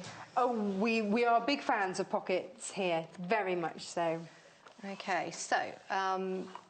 like I said earlier on, for every seam you sew, you press 3 times. Aha, yes. So once to press it... Press the stitching line. Press the stitching line. And this helps the stitches to sink smoothly into the fabric. OK. I'd not heard of that before. Good tip. It's one of the very first things that I learned, actually, when I did a college course on sewing. Is that how you got started? Yeah, more or less. I did when my son was first born. I know it sounds weird to say I had time on my hands when you've got a newborn, but it was the first time I hadn't worked. So, right, OK. I thought, go and take a course. Excellent. Because I'd always wanted to learn how to sew properly. And that is one of the very first things that my sewing teacher, Amy... Do you know, it's funny, because that was... I got back into sewing again when I was pregnant with my son. And I looked into doing sewing courses, but I lived very remotely in the middle of Cornwall at the time, and they just weren't accessible. If we'd have had something like this, I'd have been in heaven. Absolute heaven. Yeah. So we've got 2 options in our bundles for you today. This is your casted loops. This is the one that we're working with currently, $33.95, KPGC 17. You get all of your instructions, you get your material, you are good to go. But if you'd like the one that I'm wearing, well, you can't have the one I'm wearing, but you can have the material that it's made out of. this is now mine, then you can get that again, same price, $33.95, and this is the vice versa. Okay, right, I'm just going to show you a little trick here for finishing the armholes. So obviously you've got your seam that you're pressing open, Yeah. but it stops where you started stitching. Oh, at my 8 inches That's down? your 8 inches down. Okay. But if you just carry on, it will naturally give you a hem. You just follow that pressing line. Yeah. And it will give you the sleeve hem. Without having to do lots of measuring and faffing about, yeah. I'm liking that. Very good. And then... So then... There's my line. Yeah. Yep. And just follow it round. And just follow it around. Okay. Again, more top tips. I don't know if we got that on camera, but... Yeah. Did we get that on camera? Oh, yeah. Gosh, he's everywhere, isn't he? Yes. Yeah. Omnipresent cameraman. That's what we like. So that's a great tip, because that's one of those things. If I had to pin that, if I had to try and measure it, yeah. No, not going to work. But of course, you know, there are always. Let's do it that way. Might be better. Oh, which way around are we going? Sorry, I'm doing a bit cat-handed at the moment because I normally have my everything around a different way at home. Do you want to stand here? No, make it easier? It's fine. I tell you what you could do, Tasha. Would Yeah. you mind passing me my, the pincushion, please? I can do that. Okay, so there we go. That's a slightly clearer shot. You can see the seam there, and it's just continuing, and you've got the bulk of your sleeve hem pressed. Nice. Oh, that's great. Just pop a couple of pins in there. Perfect. That's a brilliant tip, because that takes the scary stuff out. Yeah. Done. Yeah, apart from the fact that the iron's a bit scary. It's hot. You have to get close to your fingers. Okay. And then you just finish. And then there's just that little there. bit there that isn't pressed, but obviously that's quite easy to see press. Where you need to press it, because you've got the Go pressing easy with lines either your iron. side. If you've got something like a Clover mini iron, if you've got a craft iron, that would be really this useful. is the time to crack it out and get going. Now, if you've just joined us, hello, we're making this. Ba, ba, ba, ba. We've got Portia Lawrie with us from, many places actually. You've been blogging for many nice years, yeah. So it's all good. And these are some of the instructions that come with it. So this is what we're making. Lovely. This is your kimono jacket. Really easy to follow instructions. The instruction, I love it when we get these instructions. Firstly, because the quality of paper is really nice, and that makes me happy. And so the first thing that you feel, it feels like quality. And then the photographic step-by-step instructions, very clear, very simple, very easy, and proper step-by-step written instructions. You write the instructions, technical editor Bex Reed, she goes through and makes sure that they are spot on and easy to follow. If that's not enough for you, watch the show back. You can always watch it back on YouTube as well. I always give Bex a nightmare because I flip between inches and centimetres. Oh, do you? Drives her insane. She's in today. She's very nice about it, though, to be fair. She looked like she'd forgiven you. Yeah, no, she's fine. She's nice about it, but I know I give her headache. Well, I guess, you know, with a free flow pattern like this, then it doesn't matter whether you work with centimetres or inches, does it? It's entirely up to you. It's Oh, hello. Ah. Right. Most machines will have this ability, and this is, if you take your extension table off, then underneath you've got basically a smaller area, which is great for your sleeves. Yep. Free arm. What sort of stitch are you going for here? Just a simple straight stitch. Okay. Top stitch. Love a top stitch. And all we're going to do is we're going to sew. Okay. So we're on the armhole. We're on the armholes. Can you see this? Yes. So we're going to sew all the way round, and we're just going to go across there. Okay. So it's like a continuous loop. And this is in your casted loops, if we're talking loops. Yes, talking it's of loops. In your casted loops. So we've got two different varieties for you. This is your casted loops. I'm wearing the vice versa. You decide which one you want. You are getting so much fabric. 1.5 meters in width, but we're also giving you 1.5 meters depth as well. So it's 1.5 meters square of fabric coming with this. Very on trend. And this is very affordable, $33.95. Go to the high street, go and see someone that has pre-made it for you. You will be paying an awful lot more for it. $33.95, VZGC48, and you'll have no sense of achievement either. Don't watch me while I'm doing this bit because it's going to go wrong. No, it won't. You're a pro. So just, again, using that foot as an edge right, there's a guide. bulky bit there. Now, when we get to a bulky bit, right, because this is going to happen, and this is the thing, you know, I know that you don't want us watching, but when this happens to us, because we're going over the seams, yep, what do we do? So I will often get, I have thread snips normally, or something like this, and just give it a little push, and that will take it over. Okay, but don't put your fingers under there, whatever you do. No, it's funny because each of our designers have their own little quirks and intricacies, I think is what I'm going to call them. Intricacies. Yes. And lovely Janice, floor manager Amy's mum, when she comes in, she always uses her stitch unpicker. So you use little snips, she uses those. But it seems to be the thing is to have something there that isn't your fingers. That isn't your fingers, some little metal tool. Get in. Yeah. Yeah. Just to help it along its way. Excellent. Okay, so this is slightly tricky a bit. So is this as hard as it gets, this bit? This is the trickiest bit on the whole thing. Okay. Okay, it's just, right, stop with needle down, press a foot up, This swivel. is the go across bit at the base of the arm. This is going across at the base of the armhole, yeah. So you're pulling your two bits of fabric together, go across. You could, if you wanted to, do a few backs, go back and forth, but we're short on time. Just to reinforce. So I'm not going to on this occasion, but yeah, it's probably a good idea, because again, a point of stress where that seam is joined.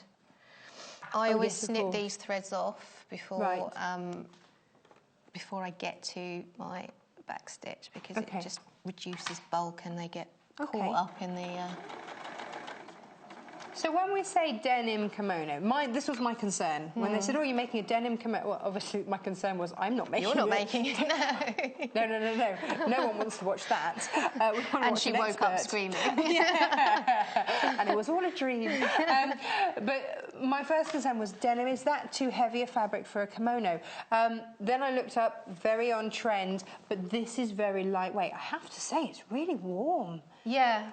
I'm really surprised that a fabric this light is going to be as lovely as what adding on that little extra layer has really kept me nice and toasty. In general, natural fibres are like that. So and this is 100% cotton. Yeah, they keep you warm in winter and cool in the summer. Yes, so that's why you often use them for babies, isn't it? Because, you know, of the temperature regulation. 100% cotton, very, very soft. This has a very high thread count, which is why it is so soft. You know, it's fine thread, but it's very high thread count. So it's lovely to use. It's easy to use. You know, this hasn't been fraying. I know that you did an over-edge stitch, an overlock stitch, but this hasn't been a material that has been fraying madly. In fact, I've got bits of it there that travelled with me unoverlocked, and no, there's no problem at all. It's just me being. But this is what the company wanted when they developed these denims, is to bring you a top quality denim that is easy to work with, that is modern, that is fresh, that is top quality, and that is going to give you that beautiful drape with your dressmaking that you want, but in a traditional... It's a modern take on your traditional American denim fabric, which means that suddenly you can fuse the American fabric with the Japanese style. And it's great. Fusion seems to be the way forwards with things. And I love this. I think it's really lovely. And I have to say, it's so easy and comfortable to wear. I would happily wear this on a night out, pair of heels, bit of jewellery, bosh, off I go. Yeah, nice statement necklace or something like that. Yeah, you know, something... I can't wear those because it interferes with my microphone. Otherwise, I'd have done that. But no, really, really lovely. Now, let me just show you, because we've only got a few of these left, but it is about getting the right tools for the job. I'm really thrilled to see a dressmaker using quilting rulers because, you know, absolutely, if you've got a great ruler, you've got a great ruler. They don't come, in my humble opinion, much better than your creative grids for many reasons. Firstly, they are just really well thought out rulers, and they've got this embedded non-slip grip. I'll get that the right way around, because otherwise it's not what we think it is. And you can see that's the opaque parts. So it's all the way around the edge. So no matter how small a piece of fabric you are cutting, it's going to really hold that in place. Then you have these little circles here. Again, this is your non-slip grip in there. You've got all your 45-degree angles. You've got inches on one side, spin it around, and then you've got your 1.5 inches. So that's why it's perfect for your quilters. But what I'm seeing is that actually just a great addition into your crafting stash. Whenever you need a great ruler, Creative Grids is the way to go. But like I say, we don't have too many of these left. They've been incredibly popular, but they are $16.95. Other things to pop into your baskets. Now, these have been so popular with every guest that we've had. In fact, to the extent that Janice, our other dressmaking, made her daughter buy her these for Mother's Day. She did know, she requested them. Yeah. Producer Paul thought it was a surprise, but I think she knew she was getting them. It was pure joy because she was thrilled to have them. So here we go. These are rose gold coated. Obviously, they're actually rose gold. You'd be paying a lot more than $16.95. When I first saw these, in fact, it was Sammy Claridge that first brought these in with her. And like a little magpie, I was like, oh, they're so pretty. They're so pretty. And I didn't expect for them to be functional as well as beautiful. Love a bit function of rose and gold. Form. But here's the thing. These snip beautifully. And what you'll see, and we've had every guest that's used them, when it's come down to, you know, when Jo Carter does, she snips in on her toys on the curves so that she reduces bulk. These are so sharp to the very tip, the whole length, and even to the very tip, that she'll do that intricate snipping with the very end of these scissors. She was mighty impressed with these. Every guest that has used these have gone, wow, they are so sharp. $16.95, they look great, but they perform even better, and that's what you want. EYGQ87 for those. Portia. Yes. We're going to go and have a quick look at the kits. Okay. Wait there. Okay. Shall I stop where I am? Okay. The casted loops is what we're making this out of today. So, foot instructions, 1.5 meters of fabric square. That looks like this. It's nearly as tall as me. It's a lot of fabric, and I'm tall. Yeah. Look at that. Woo! Hello. $33.95 gets you all of that and your instructions. Make it out of the denim. Get some other fabrics, make it out of those. This is going to be a staple in your wardrobe because it's so easy to wear. You can lengthen it, you can make it shorter, you can make it wider, you can do you can make a feature piece around there. Once you get going with it, I would say make it out of your denim first, and then play around with the pattern, play around with how you want it. I think I would really love one of these as well, which is a little bit longer with a belt. I think that would look really elegant and lovely. So once you get going, but once you get over the fear of making, then you're going to be your own designer, which is absolutely fab. But you've got all of those instructions to always refer back to. They are simple, they are clear. Watch the show back if you want to see it physically being made, but in here you've got your written instructions and you've got your photographic instructions as well. It is, as we like to say here, belt and braces so that you know exactly how to do it. That's one option. So that's your casted loops. Let me show you the vice versa, which is this one. Yeah, more reasons why I don't model. Kimono is so fashionable in the high street shops. You will see them everywhere. We didn't know, Producer Paul and I, we didn't know. In fact, I think that we should get him in a denim kimono, very much so. Yeah, we're going to get you in one. Double denim. Yeah, double denim. It's a thing and it's in. Yeah. But I like this because it's denim with a twist. And that's why I like. Do you get any material left over from this? Yep. Do you want to see how much? Well, we'll have a look at how much you get left over in a minute. VZGC48, and this is $33.95. But look at that. Now this is this fabric is perfect for quilting, for all of your crafty makes as well. So if you've got any left over, you can, of course. Yeah, which I've left in the green room. Is there quite a lot or not? Yeah, there's a decent amount. So, like I said, so there's enough if you want to add pockets or rectangles for sleeves, make it a sleeved kimono. So, yeah, or have a matching bag. Or have a matching bag, yeah, or a matching baby kimono. Oh, right. Next step is this. Okay, so I have just pinned the centre of my band to the centre of my back neckline. Did you just fold it in half to find the centre of your band? So this is the band that you cut off originally at the very, very start when you cut. You cut the length of the fabric, didn't you? Yeah. Folded it over and cut it. Straight up the side, yeah. No worries there. Okay, so I just want you to check the length of this. So what I want when I get to the bottom here is only about 2 inches of additional fabric, so I'm just going to lop 1 inch off the bottom. There's extra built in, so you can play around. I'm literally just going to... Really? Yeah. Because what will happen... So brave. What will happen, because of the way the shoulder seams sit, you've cut rectangles, so the front will sit longer or further forward I'm with you. than the back, so you get this little wodge here. So we've left a little bit in there. Okay. To kind of... To eke and twidge. Yeah. Now what I'm going to do...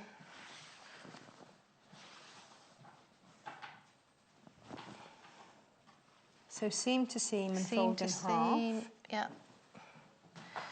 You might go eke when I do this in a minute. It's very freehand.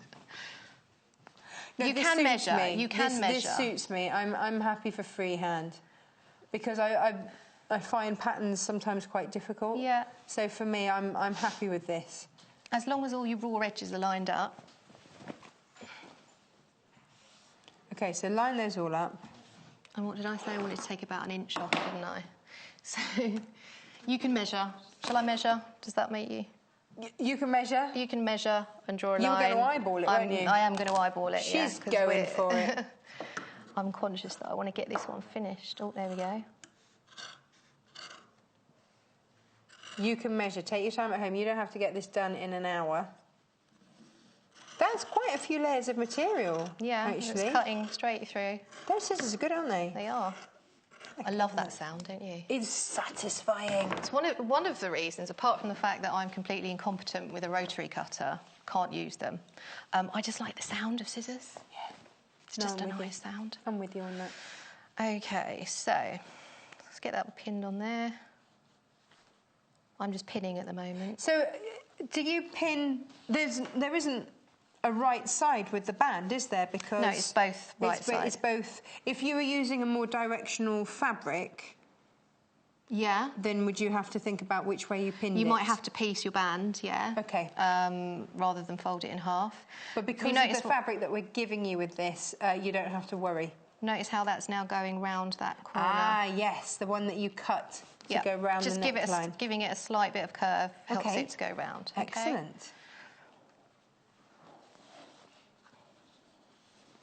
Okay. And so those edges are all encapsulated because you've overlocked. Align your raw edges, raw edges to raw edge. So this is what we're making today. I'm on trend for the first time in my life. Bang on trend. You are. Love this. Right, that's one side done. This pattern, by the way, reminds me of. Have you heard of sashiko stitching? Where you do a stitch through the material. It's supposed to be like quite a meditative kind of. And again, another process. Japanese. Very much so. They used it for mending textiles originally. Oh, is that where it came from? Yeah. Yeah. Yeah, and they used to piece bits of cloth together. So actually, that works really nicely with a Japanese kimono-inspired design to then have a fabric like this. I think. Denim is one of those fabrics, it never goes out of fashion. You know, gosh, when would you ever hear, oh no, jeans? Yeah. No, you can't No, wear it's jeans. more like what's being done with jeans this year. It is, What is isn't being it? done with denim what this shape year. jeans? What do we do? So this, to reinvent denim with these patterns, with these designs, with these prints, then this is absolutely perfect. VZGC48. This is the vice versa. This is what I'm wearing. And again, it's great because you don't have to worry about which way things go, up, down, or anything else. Yeah. And then you've got the one that we're working on today. Right, do you want me to tell you what I'm doing now? 'Cause this is a key step, and I think you're really going to like this. It's a kind of a origami kind of trick. Okay. With finishing off Origami me up. Yeah. So there's some ironing going on. Pressing. All we're doing is pressing up, I don't know, about a centimetre. You You love have how to I'm measure- so general, don't you? No, about a this is good. centimetre, you know. But Half a it's centimetre. whatever's going to work for you. If you need to measure this to feel comfortable, then do. We don't have time today because we've only got sort of 6 minutes left. I tell you what, a really good trick for pressing up really evenly is, so say you want to press up by a centimetre, run a line of basting stitches, machine stitches, along the pressing line. Right. And then when you come to press it up, it will just do it automatically because it will want to fold where that line of stitching is. I guess it's like when you work with paper or card and you score it first. Yeah. It's kind of doing the same thing, isn't it? It's giving you something to work against. Yeah. That's essentially what it's doing. Nice. It's scoring the fabric. Clever. Right. So here is our these little tricks. Here is our seam pressed under. Yes. Now what we're going to do before we sew the band is we're going to fold the whole hem up. Ah. Okay. Perfect. Don't put pins in your mouth. No, never do that. We'll forgive you this time. Sorry. That's okay. And we're enclosing the bottom end of that band. Ah. Okay. I'm having a little look now. So, hang on. Yeah. Can you see the clean finish that you get there? Do you want to see the inside of mine? Got my one. So here we go. And this is all in the instructions. So Right. But you don't have a raw edge there. No, it's very clever. I love this trick. I really love this trick. Right. I don't know what you've done. What have you done? It's magic. Okay, so you've got You're like both... the sewing witch with witchy magic things. Right, so you've got both ends enclosed. Yeah. Straight under the machine. Yeah. Needle down. Yeah. Where's the presser foot? Take your Pins out, Don't yeah. sew over pins. Right, just backstitch a little bit there. How far in have you just stitched? I'm just doing that presser foot sort of width, right. really. Yeah. And then we're going to sew straight over the whole thing in one go. Right. Okay, in one pass, all the way around. Oh, so that now you just keep on going? Just keep on going all the way around to the other side. Oh, I nearly got that. I think I've just twigged what we're doing. I think I've just worked it out. Maybe. I think you have. Ah, okay. So now we're going all the way around. So if you're viewing at home, if you've just joined us, this is the bit we're sewing. We are sewing all the way round. So that very first piece of material that we cut off, whoosh, goes all the way around. Now this one size here is everywhere between a size 8 to a size 14, but it depends. Again, you can add in by doing a smaller seam allowance. That will make it wider, that will make it larger, and so there are little things that you can do to make it. But watch the show back because we've covered some of that for you, because that's always going to be a question that's asked. So as we come all the way around, is there anything that we need to be around the back neckline. doing? Just when you come across the shoulder seams, Yes. just make sure that your fabric is flat out because it's going to want to pick up like a little pleat, which you don't want. So you can feel it through the fabric. Yeah. So my finger is where that pleat is. So just as I reach that, I'm just going to straighten that fabric out and make sure it's completely flat underneath. Ah. Does that make sense? Yes. Now we've got just over 2 minutes. Yep. What I'm going to show you is the magic trick, and the rest I can explain very, very quickly. I love this. Magic tricks. Sewing magic tricks. Disappeared on me. It's migrating underneath the counter. Is it weird sewing standing up? Yeah. Took me a couple of days to get used to it. Now I quite like it. It changes the amount of pressure and control that you have on your foot because you're standing. Oh, come on. I You'll be going home practicing your yoga poses, standing on one foot, won't you? All right, we're motoring now. There we go. Damn, we go. We're at the end. We're at the end. You see, you've built this up now, this magic I've trick. got to show you. Yeah, no, you've got to, else I will cry. Okay, so again, are you just going to sew straight down? Yep. It's going to pucker, isn't it? Right. Okay. Excellent. Okay, so you would backstitch at that point, but we haven't got time. So okay, no, that's all right. I'm just going to show you this little magic trick. In a minute. Here we go. Okay. So show us the magic. Fold that round, push it through, and you've got a perfectly finished. Oh, look at that! It is perfectly finished. And what that will also do is give you your pressing line. This is quite a deep hem. I should probably have taken a lot more off there, to be honest. No, I like a deep hem. I like a deep hem, but that's more than I would normally do. But so would you stitch that? Yeah. So you would then take that to the ironing board, give that a press, and you'll. It is top stitched all the way around. Top stitched, and then press your seam band in and top stitch that down around the edge. There we go. Excellent. Be on trend with your denim, with your kimono. Make it to suit you, to fit you. We've picked two beautiful denims for you, which we think are firstly on trend, but secondly beautiful fabrics to work with. Easy fabrics to work with as well. Very easy fabrics to work with. A kimono in an hour. Thank you so much, Portia. You're welcome. You're back again tomorrow. I am. Yes. Yeah, hey, bringing us more simple sewing solutions, which are going to just revolutionise and just make it easy for us to get going. Forget the fear, get sewing. Simplify it. Absolutely. Okay. Now, Amy is back next with tools of the trade. Oh, and look what she's got back in stock. Oh, it's the monkey. You know, I had to wrestle that from my son to bring that back for the show. He was not happy that had to come back on the show. But Tilda Monkey will be back after the break, as will the very lovely Amy. So join us in just one moment. Follow us on Instagram. Search for our Sewing Quarter page and follow us to get our latest posts.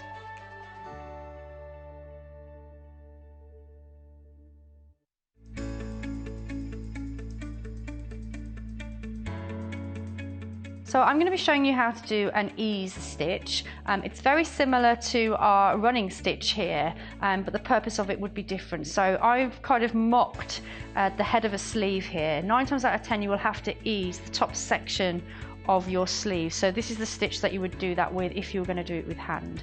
So I'm going to use the embroidery thread. I've just popped a knot on the end again just so it doesn't pull through. Normally you wouldn't do it with embroidery thread. So on your sleeve, normally these sections will need to be kept as they are because it's only this section here that we need to be working with. So I'm going to be doing a running stitch quite close to the edge of the fabric. I'm just going to do the quick method here where you're pulling the needle through the fabric while keeping it on the same needle. So I'm going to stop there and then pull that all the way through like so. So you can see that I've got just that section sewn there, and then as I begin to pull you can see that I'm easing the head of my sleeve in.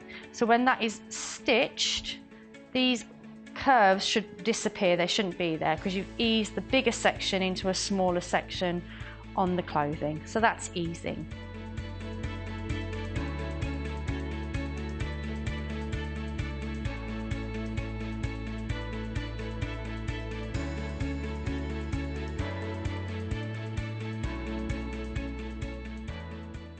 Here at the Sewing Quarter, we want to help you with your levels of sewing. Whether you're a novice or you've been sewing for years and years, we want this to be a fabulous learning curve for all of you. Whether it's making a little gift or making yourself a fabulous outfit, we will be working with some of the UK's biggest designers. You have to join us for that. Don't forget, our sister brands are some of the leading brands in the industry, with Love Patchwork and Quilting being rated top modern quilt title on the market. Today's quilter has achieved market leadership in the traditional quilt sector. And finally, Simply Sewing was launched in February 2015 after noticing a gap in the market for beginners. Combined, we reach over 150,000 readers every month.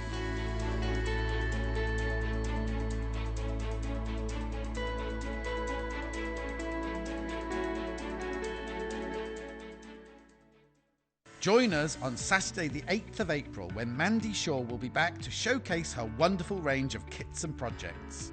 Mandy has pulled out all the stops to bring a brand new range of inspirational kits and her best-selling Stitch with Love book packed full of projects and guides. So join Mandy Shaw on Saturday the 8th of April at 8 a.m. and 10 a.m. only on Sewing Quarter, Freeview Channel 78.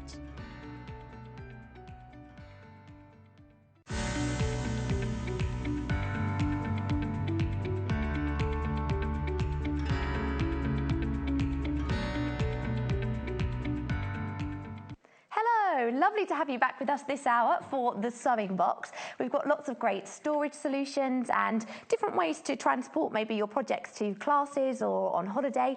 And also we've got the Tilda monkey. We've got it back. We've just sneaked him into today's show because he's always so popular. Last time he sold out. So here he is being a cheeky monkey. We'll get to him in a bit with a lovely, pardon my garden, Tilda fabric. Make a really gorgeous present or gift for perhaps a child in your family, or even just for you, just to make you smile. So first up, we're going to start with this lovely collection of bees. So we'll start first of all with the bag. So there are a couple of different bags. This particular one is the knitting bag. So all in really lovely natural sort of fabrics. You've got that texture and the strength, much like those linen and cotton mix fabrics we saw in the previous hour that I did. So you've got that durability when you're carrying things around. You want something that's going to really sort of stand a bit of being carried around, taken to different places. So we're going to start with the case. This one is the beehive. I really love this beehive. Really gorgeous design. If I turn it to the side, you can see in the sewing box here, there's such detail. You've got embroidery, little pieces of honeycomb, lovely bees that have been appliqued on there, buzzing around in all different directions. Really gorgeous, natural colours. And also what's lovely about this is it's tiered. So they've gone to the craftsmanship and detail that's gone into creating that shape. It's really gorgeous. And then also what's lovely is this apex in the roof, which gives you that bit of extra space. If I turn it around at the back, you've got your hinges there to open the lid. Again, some more applique and embroidery with your flowers, your daisies and little yellow flowers over here. Keep spinning round, another side, a couple more bees, some more detail, and then round to the front. So what we've got here is this magnetic clasp. So really, that's a nice strong button on there. So, if you had things in there that you were carrying around, you wouldn't be worried about the lid opening. Once you open that, you've got well, first of all, you've got this sort of storage tray, which allows you to organise all your bits and pieces, whether you've got, thread, scissors, maybe a pen or some smaller things that you need to carry around, a glue pen or something like that. So all different compartments to keep your things nice and neat and tidy and just easily accessible, nice and visually. As soon as you open that lid, you can go straight to what you need. You might be able to see as well there are two little holes, so you can pop your scissors in there and keep them stood up. And as I mentioned, because of the extra space in this apex at the side, your scissors will stand up and the handles can sort of go above that flat level of the top. There's the space there for them to sit. If I take out the tray, nice organisational tray, inside it's a really deep space, so you've got loads of room in there. You can pop all your fat quarters in there from our Fat Quarter Fiesta. You can put all your different, your tools and the fabrics that you're working with. Lots of space. It's quite a quirky, just a bit different storage compartment to normal, rather than your basic bag. This is quite fun. I think if you took this to a sewing class, I'm sure you'd get comments on this because it's something that would definitely catch your eye. Really, the roof as well itself has got some detail on it. It's sort of got a woven sort of look to it there, almost like a wicker sort of handle. But it's the detail, the craftsmanship and the detail that's gone into that. And if you're working on a project that you're crafting and that you're spending lots of time on, you want to carry that in a nice box. Do you know the other lovely thing about this is it's the sort of thing you don't need to hide away in your house. Sometimes, if you've got, maybe you're using an old bag or you might have different projects, even in carrier bags, they don't necessarily look that nice. But something like this, you could have out on display. I think people would even, comment on it if you had this in the side, or in your lounge, or maybe in your house somewhere or in a workroom. It's a feature. It adds something as a detail to your room. Everyone needs a sewing box. So that's the Bee Design hive-shaped sewing box, GHGQ89. And that's $32.95. So next to that, you might be able to see the sewing case. So this one is a little miniature sewing kit, so perfect for taking out with you. It's got lots of little things inside that you need for all of your projects. Again, you've got your gorgeous little embroidered beads on there, flying around, and your embroidery detail. These natural fabrics just feel really nice. They've got a nice texture and look to it. So what's inside? Let's have a look. We undo that there. You actually get all sorts of different things. So you've got your tape measure, some scissors, safety pins, a seam ripper there with your little safety ball on there so as not to snag your fabric.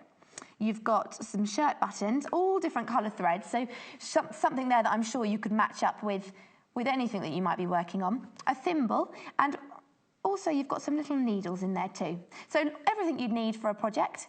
Perhaps if you're doing something on your lap, or you're not working in your regular room and you want to take something away with you, that's a really great way of transporting things. And also the detail in that polka dot fabric on the inside is almost a bit of a surprise when you open it up. It's there to make you smile. So that's the Bee Design Sewing Kit, EGGQ93, double G there in the middle. And so yeah, nice to match it up as well. If perhaps you're going for a sewing box and you want a running theme through, this is a way of just sort of keeping that theme going and having those little splashes of colour in the bees and keeping that looking nice and neat and tidy in your sewing room or anywhere in your house. So the next one we've got is, this one is a knitting bag. So if I spin it around, we can see here, matching that inside of the sewing kit that we were just looking at, the polka dot fabric on a mustard. I don't know if you can see that there. So tying in really beautifully. A cream polka dot on a nice mustardy yellow.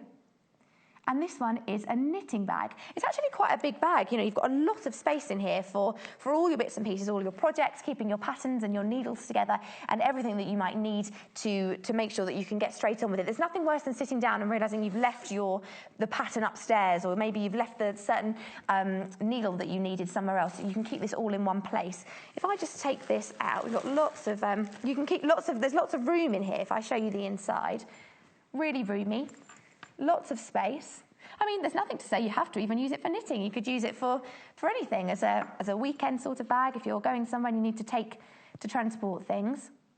Again, that linen fabric with your mustard polka dot. Also, you've got a zip compartment on the front here. So if I open that, just a place to store a few extra bits and pieces if you needed to maybe keep things separate.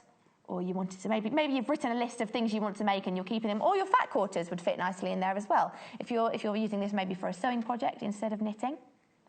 Also, you've got nice strong handles on this, so you don't have to be worried about those sort of coming off or coming away, or if you had something that was quite weighty in the bag, that's not going to cause you any problems because you've got nice sort of reinforced handles there. And you've got lots of bees on the back too. It's not plain at the back, they keep that bee theme running through. That's making me fancy honey. All the talk of bees and honeycomb. Really lovely. So the last one in this little set, let's just pop this back in there, is, you could fit all of these into that one bag, is this one. Last but not least, definitely not least, so this is in the shape of a piece of honeycomb, sort of how many sides have we got? Hexagonal. So if I just tip that up there, you can see, again, all the embroidered detail. This is the sewing case.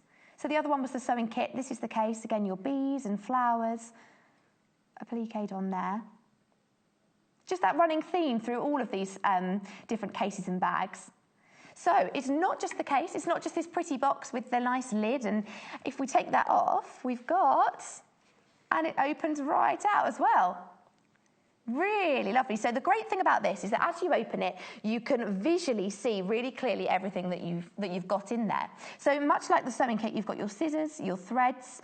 What have we got here? You have got, there's some safety pins in there, needle threaders, your pins, so a pin cushion in the middle as well. So a great way to stop your pins from rattling around. You've got them all there, kept nice and secure and safe. In this little piece here, you can see there's some needles, a seam ripper, and again, a tape measure. That mustardy polka dot on the inside as well. And all of these pockets, there's nothing to stop you, adding, if you have other little bits and pieces that you carry around, you can squeeze those into those pockets. And again, there's just an elastic sort of holder there that you could add something to. But as you open it, you've got that really clear, you can really clearly see what you're looking at without, it's all just to hand. It's nice and handy, nice and easily accessible. But then at the same time, when we shut it back up, really easy, nice and compact. It's going to sit tidily on the side. Oh, I've got one side out, just like that. So then you've got your box all back together. Almost, it's like a treat inside that you're not quite expecting. You open that and you've got lots of lovely delights. So that's the Bee Design sewing case. What a lovely present for someone. Again, perhaps for Easter.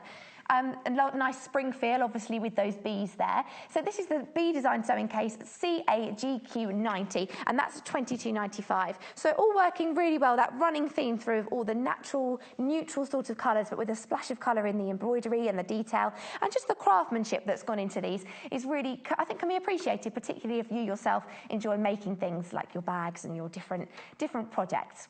So now, we've got this monkey hanging around. I can see him out of the corner of my eye. I'm going to go and find him over here, the Tilda monkey. There he is. You can see him on your screens there. He's hanging upside down. So that's our Tilda monkey that you can see. The fabric is from the Pardon My Garden collection. And in this material kit, there is pretty much everything you need to make 2 monkeys. So for $19.95, you can make 2 monkeys. You've got enough fabric. You've got everything in there, the wadding and all of that for the face. The only thing you need to add is the stuffing. Hang on, let me just grab this monkey here. Here he is. He's hanging around. It's actually, he's quite a big monkey. He's monkey size. So this is, Natasha actually made this, and she was saying she managed to bring it back in, prize it away from her son. And really gorgeous fabrics, sort of whimsical, as you'd expect with Tilda. And you get 2 different types of fabrics in the bag, so you can vary the different pattern that you decide to use and design. Maybe you've got 2 grandchildren, you want to make them a monkey each, slightly different. Here he is with his little face, really gorgeous. So let's have a look in the bag, and I'll show you what we've got in there. Let's sit my monkey there. Oh, he's going for a wobble. You can sit there. So this is you've got just him chilling by my side today. So in the bag, this is the Monkey Friends Tilda bag. Inside you get your fabric. So as you've just seen with the monkey. Let's move this red one. So this one here, you've got sort of a stripe, a navy and a royal blue stripe with a cream pattern design going through there. 100% cotton, again, Tilda, so you're getting that quality that you'd expect, really soft.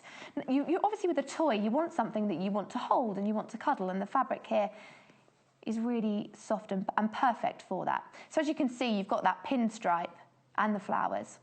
As I said, though, you get enough material to make 2. So not just this one, you've also got this one. So if you wanted to make 1 each, 2 different children, 2 different monkeys. So you've got, again, a navy background there with a cream tree and branches running through.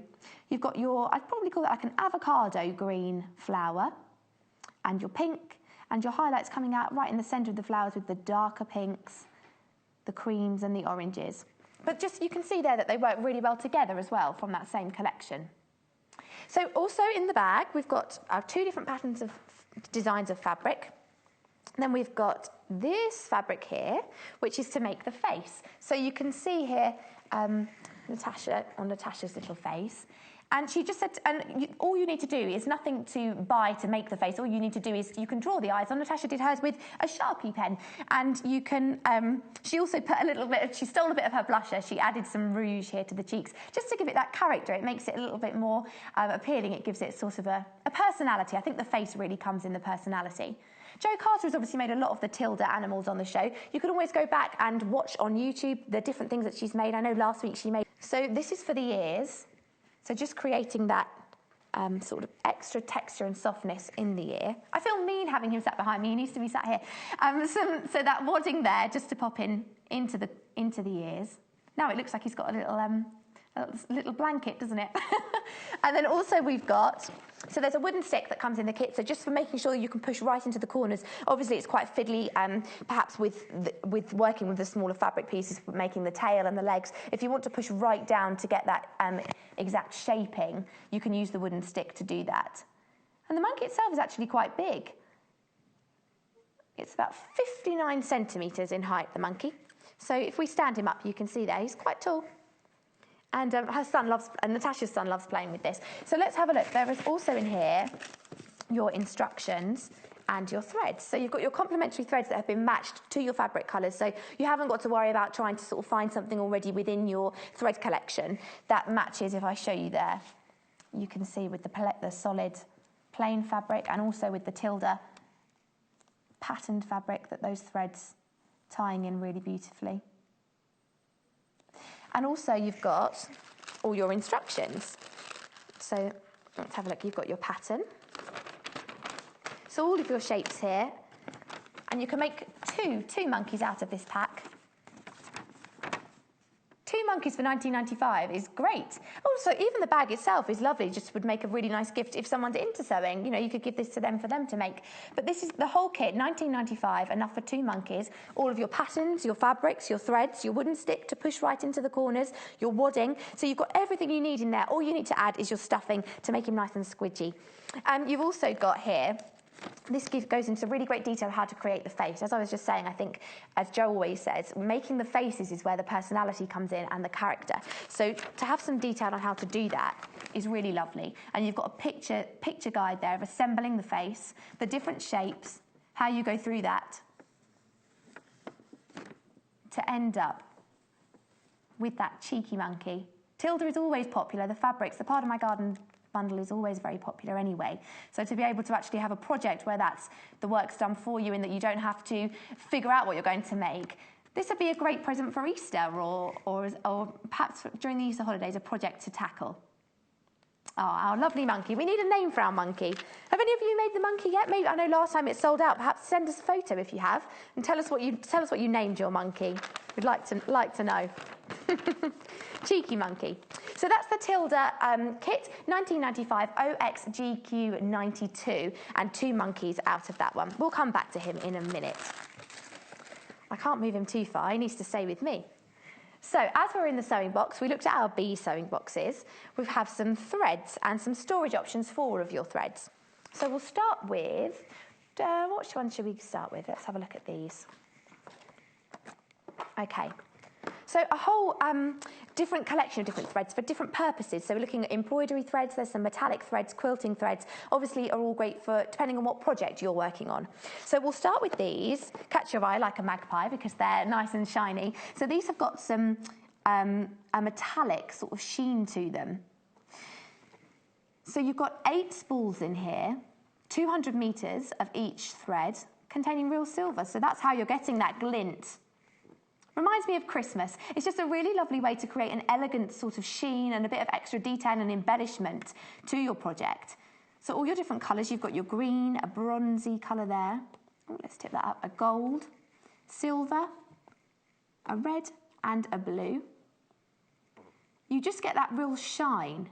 And it's a way of adding that extra embellishment to a project.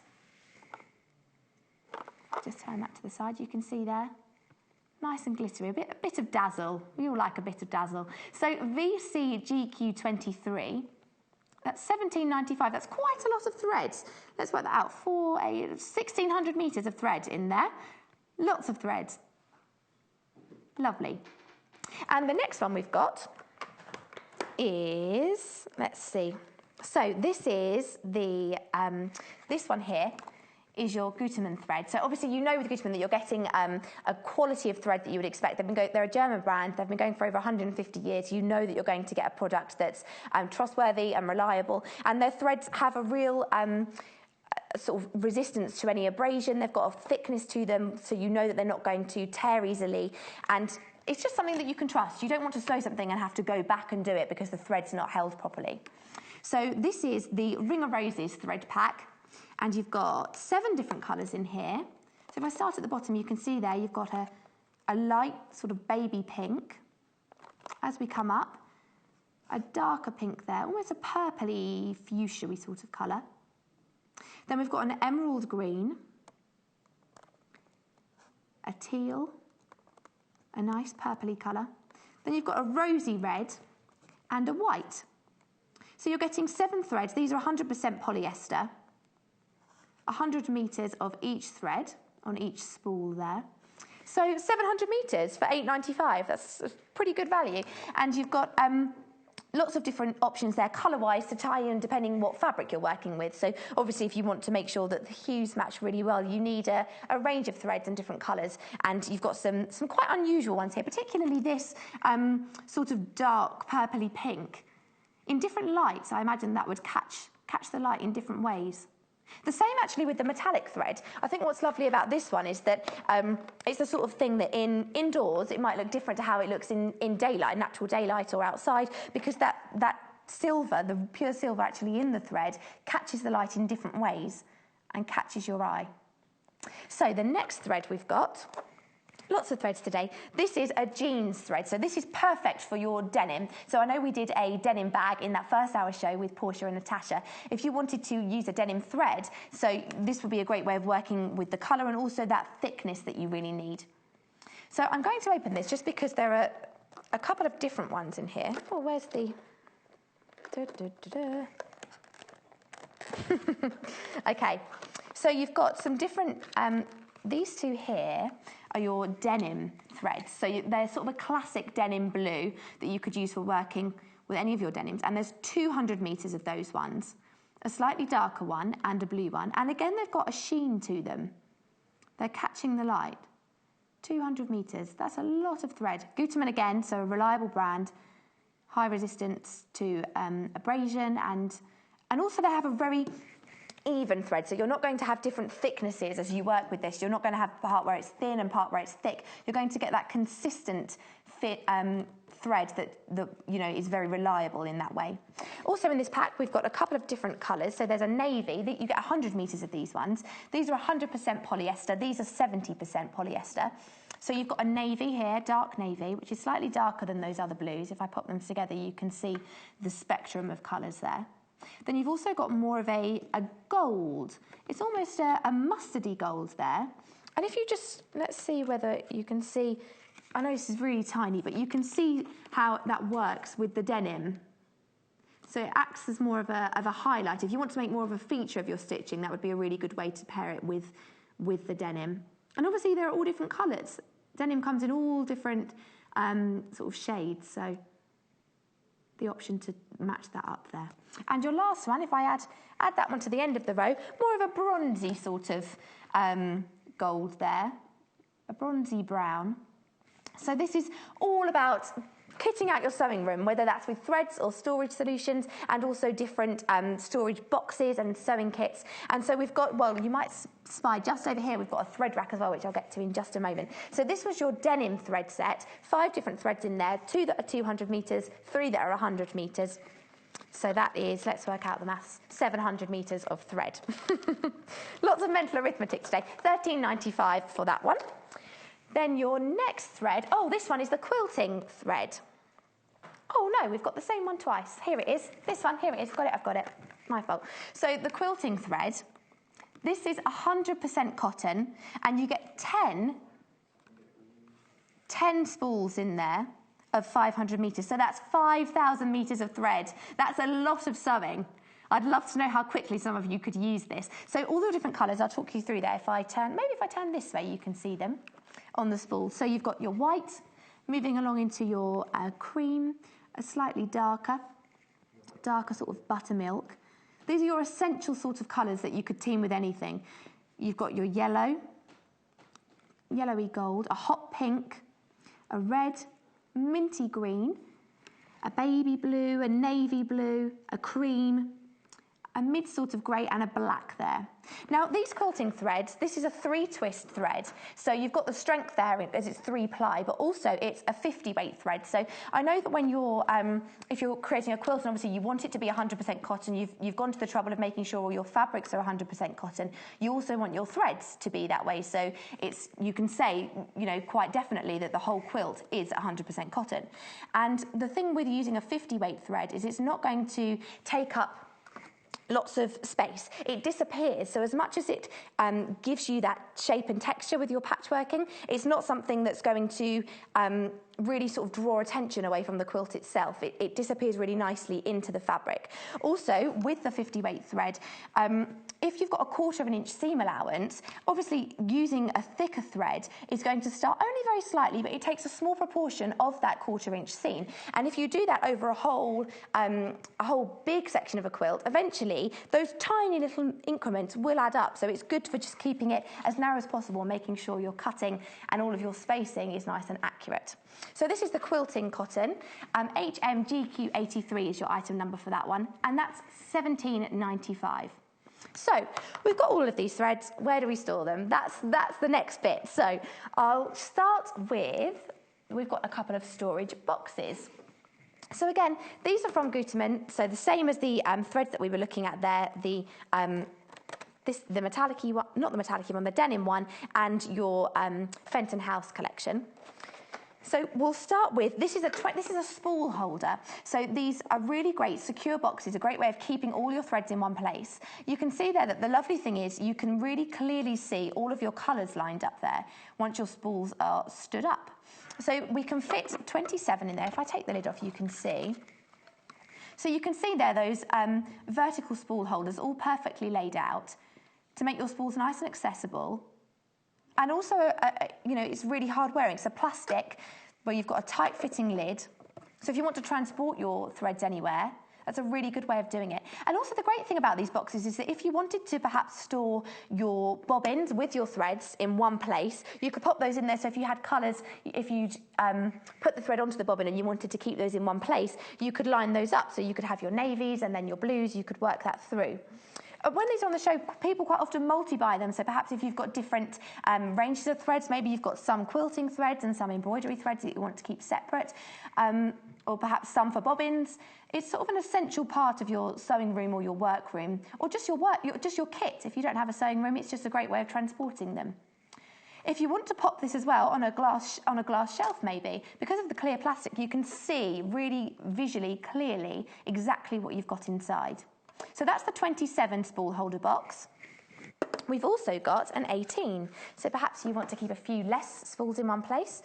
Maybe you want to have more boxes. You'd rather have more boxes. Maybe you want to keep all of your pinks in one and your navies in another and your greens in another. So this is an 18 holder. Again, a nice tight fitting lid. £5.45. That's a great price. So if we take this out, you can see again all of your holders there, keeping your spools nice and secure. You can see that they fit, they're not going to be sort of rattling around in there. They just fit really nicely together. So £5.45, that's the 18 spool box, DVGQ73. Now, the monkey is very popular. Let's have a little look at our, here he is. There's our monkey hanging around. He's just having a good time. We're all having a good time. So using the Part of My Garden fabric, the fat quarter bundle. So you've got more fabric in that kit, more than a fat quarter bundle. You've got enough to make 2 whole monkeys. So you get 2 different fabrics. If I just grab those there, you'll be able to see them. Lots of things. He was so popular last time we were on, he sold out. So we brought him back to say hello. So these are your fabrics, your blues. 2 different options. I think as well, he's a great size, and also both of these fabrics have worked well for boys or for girls if you're giving them as a present to your child or a grandchild. And a great way to sort of work with the Tilda fabrics if you haven't before, an introduction to the collection. Nice whimsical flowers. And flowers here too, but with your greens, and also your pinstripe in the background there.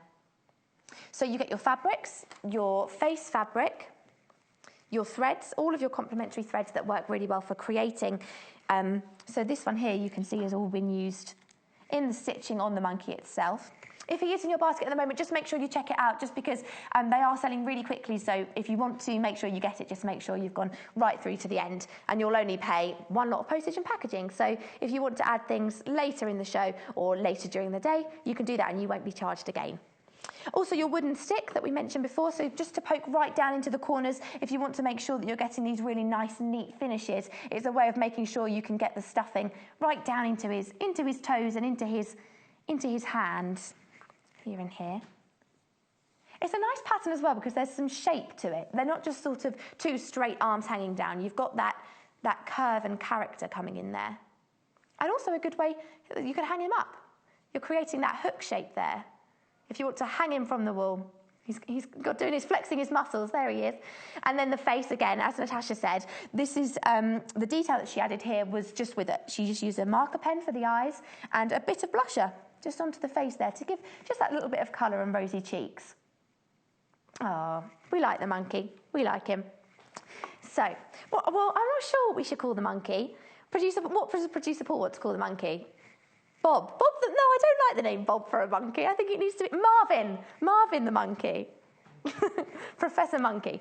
So we've also got the storage solutions that we had, as well as those storage boxes. There's a thread rack that we have to keep your spools all in one place. So let me just, I'll grab it in. We're good.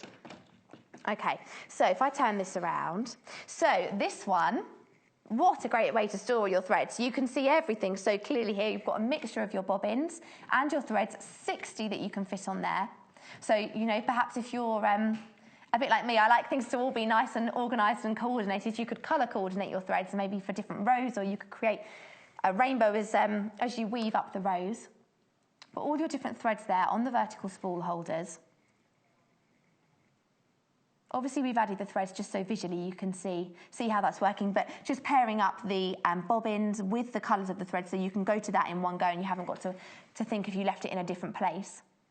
So the rack itself will come in a box and you just pop that together. It's made of plastic so you haven't got any sort of sharp or rough edges on the side that are going to snag your cottons. If I turn to the side, you can see here, it's just standing like that. We use this on set every day we have this on set just because it's a really easy way for us to access our threads.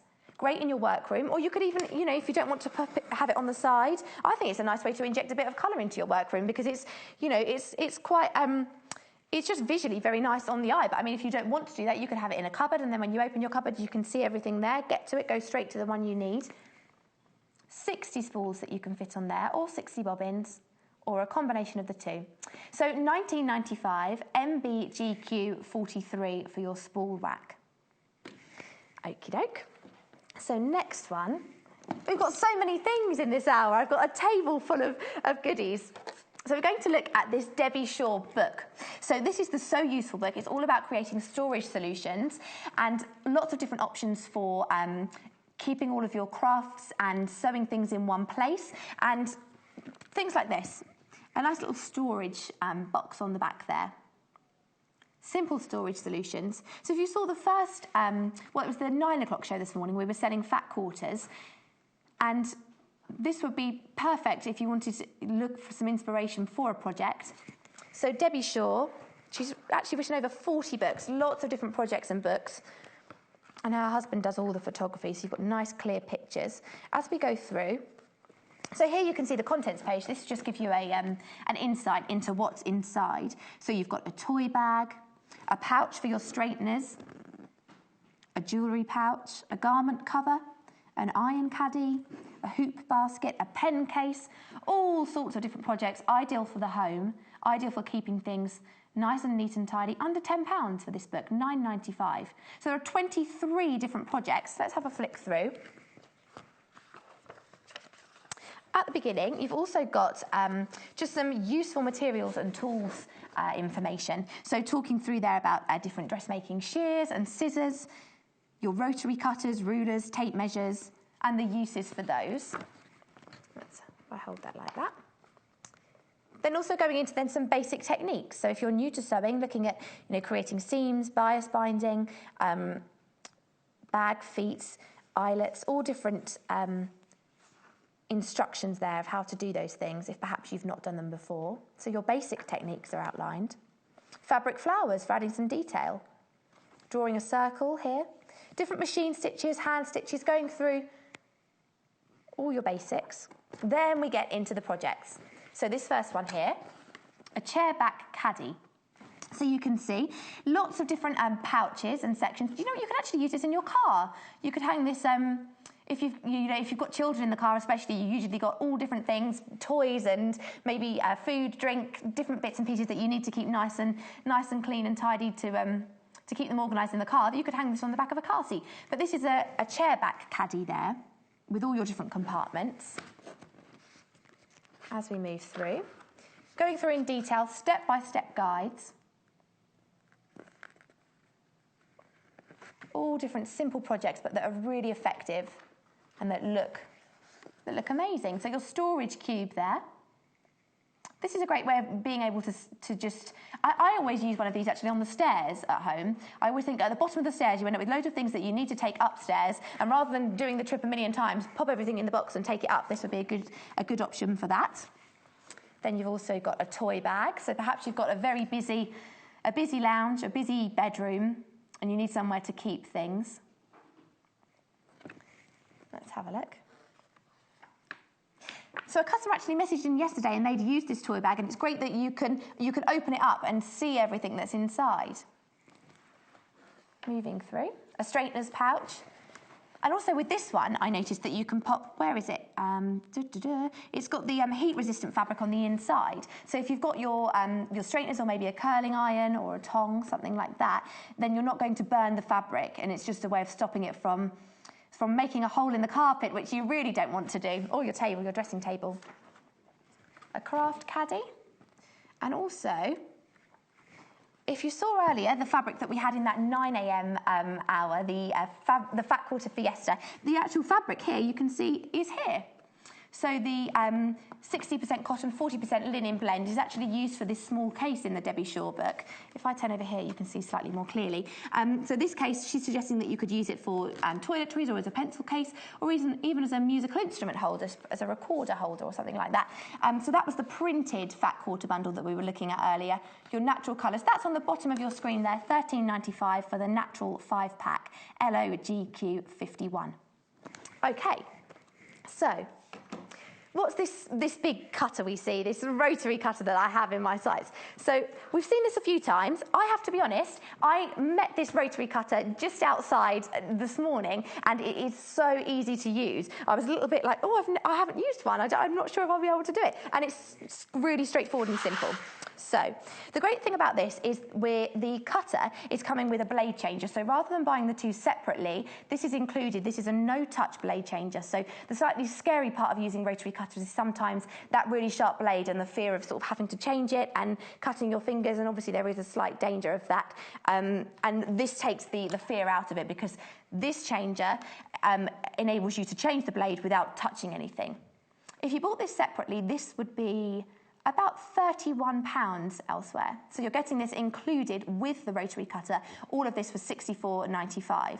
So Fiskars, again, a brand that you know and trust. Lots of people with their the quality with their dressmaking shears and scissors.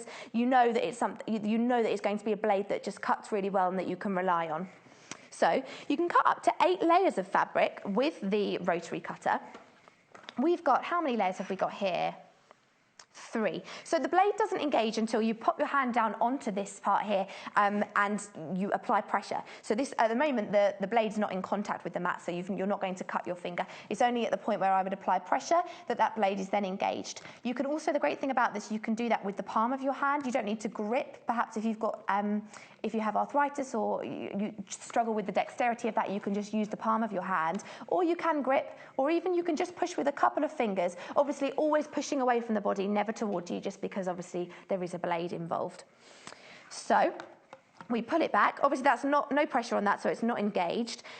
What's great about this, if we just look, you can see here, is you've got all your markings on the actual ruler itself, allowing you to cut at different allowances. So if you wanted to create a 2-inch strip or a 4-inch strip, you've got your markings in black and white. So the really good thing about that is if you're working with a dark fabric, you can see the white markings. If you're working with a lighter natural fabric, you can see those dark markings. So we're going to do some strips. Let's turn this over so you can use that flat end. So this is a great way of creating, if you want to create those design roll strips, if you're using them in quilting and you're doing lots of, or for straight lines, it can be quite tedious to do that with a pair of scissors. And because you can do so many layers in one go, that just takes some of the work out of it for you. So if I line this up, let's have a look. So we're lining that up there on the 2-inch line, which you can see. So that's the 2 there. And here comes the magic. Let's just check that's nice and flat. That's it. So then you just apply pressure here.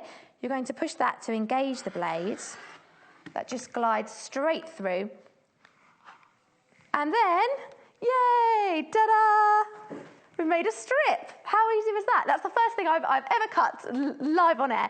So we can use this strip as a bandana. No, you could use this for quilting or lots of different projects if you're making lots of strips, or maybe you're bias binding. It's a really good way of doing that. And also, you could obviously do more layers, so you'd be creating a longer strip. You can create different thicknesses. It's making your life a lot easier. And also, the lovely thing about this is you've also got markings for creating angles. So here you can see if you wanted to cut a 30 degree, a 45, a 60 degree angle, you can cut that shape into the top. So particularly for bias binding, you can create those angles there. A 60 degree. Let me show you one of those. So if we do a, I'm going to go for an angle. If we do a strip first of all, let's go for a 3-inch strip. So just lining that up there on the ruler. Obviously the blade's not engaged when we do it like that. Then just pushing down. Let's keep your hand to one side. Obviously as well, the great thing about this is because you've got this raised section here, your hand, you've got no danger of your hand sort of coming into contact with the blade. So from a safety perspective, it's really good. So you're just spreading your fingers to give you that grip, popping your hand down. Lovely. I like that noise. It's really satisfying. So your strip there. And then from here, if we wanted to create that the angle on the end, which is what I was going to show you, what you would do is you line up. Let's see. So let's see if we did a 45. So you line the 45 degree line here with the end of your fabric. But let me just pop this here so you can see. Hang on. That's it. That's it. And then you cut like this. Let's just move it away from me, away. And then you've got creating your angles, so your points, your triangles for quilting. That's really perfect if if you've got a block that perhaps where you're using triangle shapes and you want to create different angles. You're going to get a really clean, crisp cut. And if you're doing multiple layers at once, again, you're creating that accuracy by cutting through different layers. I really like that. So just ease of use, it's safe. If you struggle with using the scissors a lot and cutting long strips, and obviously you need a big space to cut the long strips if you can't cut through the multiple layers of fabric, this is a really great way of doing it. And combined with the blade changer, you've got that safety element. You haven't got to worry about coming into contact with the blade. So really good value by having those two bundles up together. USGQ 67, that's for the rotary cutter and the blade change tool, and that's $64.95. So, we're going to have a little look once more at our cheeky monkey. Here he is, very popular. That's the Tilda monkey that you can see there on screen. You've got enough within that kit to make two, pardon my garden, monkeys with a wooden stick and your thread and your wadding for the ears and your fabric for the face as well. So everything in there that you need. You just need to add your stuffing. 2 monkeys for $19.95. I think that's great. OXGQ92. For your Tilda monkeys. So we're back to busy bees, a bit of an animal theme running through this morning. So we'll start with this. This one's my favourite. Of the 4, this is my favourite if I had to choose one. It's like a little sewing house, just to keep everything nice and tidy. Who would like to live in a sewing house, I wonder? So you've got your detail here, your tiered layers, like a beehive, and your lots of lovely embroidered detail on there, which we can really appreciate the craftsmanship that's gone into that, creating that beautiful detail. The flowers, lovely little flowers there on the bottom, and your bees having a little fly away at the top. As we turn to the side, we've got bees on both ends. The back, your hinges here to allow you to lift the roof off nice and easily. And turning to the side, the apex that I mentioned earlier, what's great about this is it's creating an extra lift and an extra space within the box itself. So if you've got things that are, if the top was flat, if things were bulging out of the top, you wouldn't be able to close the lid. But because of that extra space, you can still get the lid closed and get everything inside that you need. The roof is also really lovely. It's a woven, it's got a bit of a shine to it, and it's a woven sort of taupe colour tying in really well with that natural linen fabric, and a nice woven handle, keeping our bees nice and safe. Inside, so you've got a magnetic clasp, so that's nice and strong. You can hear that actually, the magnetic clasp there. And as you open it, this lovely tray.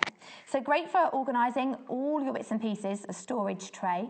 And your 2 holes here, if you wanted to stand something up, perhaps your scissors, they just sit in there and can fit in the top because of the apex in the roof.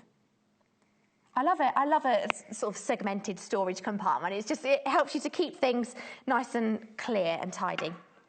And you need that as well, but if you've got a box and you've got lots of different things in the bottom, perhaps all your fabrics and things, and you've just got, perhaps you're adding some embellishment to something and you've got some beads or buttons, that's just a way of stopping it all being thrown in. Your eyes can go straight to it. A nice deep box, lots of space in there. I need some of my fat quarters from earlier we could pop in. You could fit lots in there. A really lovely way to transport things to classes. And also just would look lovely in your house. It's a feature. It's quite a quirky feature. So that's the Bee Design hive-shaped sewing box, GHGQ89, and that's $32.95 for that one. I think that would be a lovely present. I really like that as a gift, or a gift to yourself. Next up, we've got the sewing kit. So this is just a little small dainty sewing kit that's got everything in it that you need for those smaller projects. Your bees again on the top as we open it inside. We've got that lovely polka dot fabric again. So your seam ripper, safety pins, scissors, buttons, a tape measure, always need one of those. Lots of different threads, so you've got 12 reels of thread in there, a thimble, and some pins.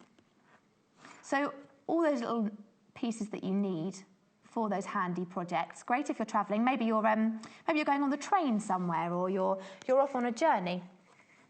Let's have a look at these scissors. Also with the scissors, it's not just a basic sort of handle. There's some nice design on the scissors. I don't know if we can see those. There you are. You can see they're quite an ornate design on the scissor. So there's some detail in here. It's not just a basic embroidery scissor. $10.95 for all of that. Really good value.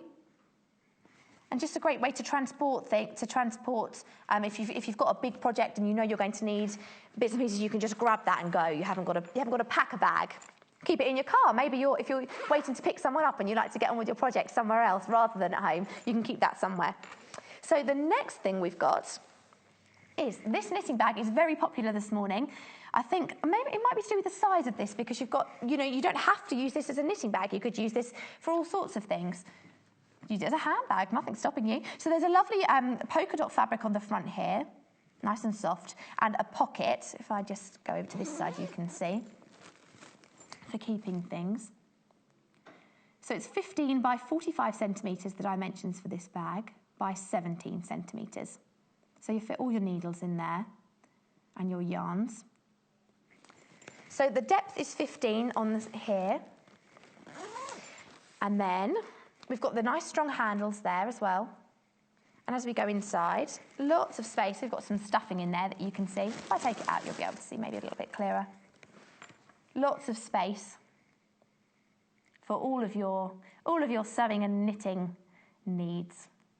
And at the back, again, more bees. They're popping up everywhere in our hive today.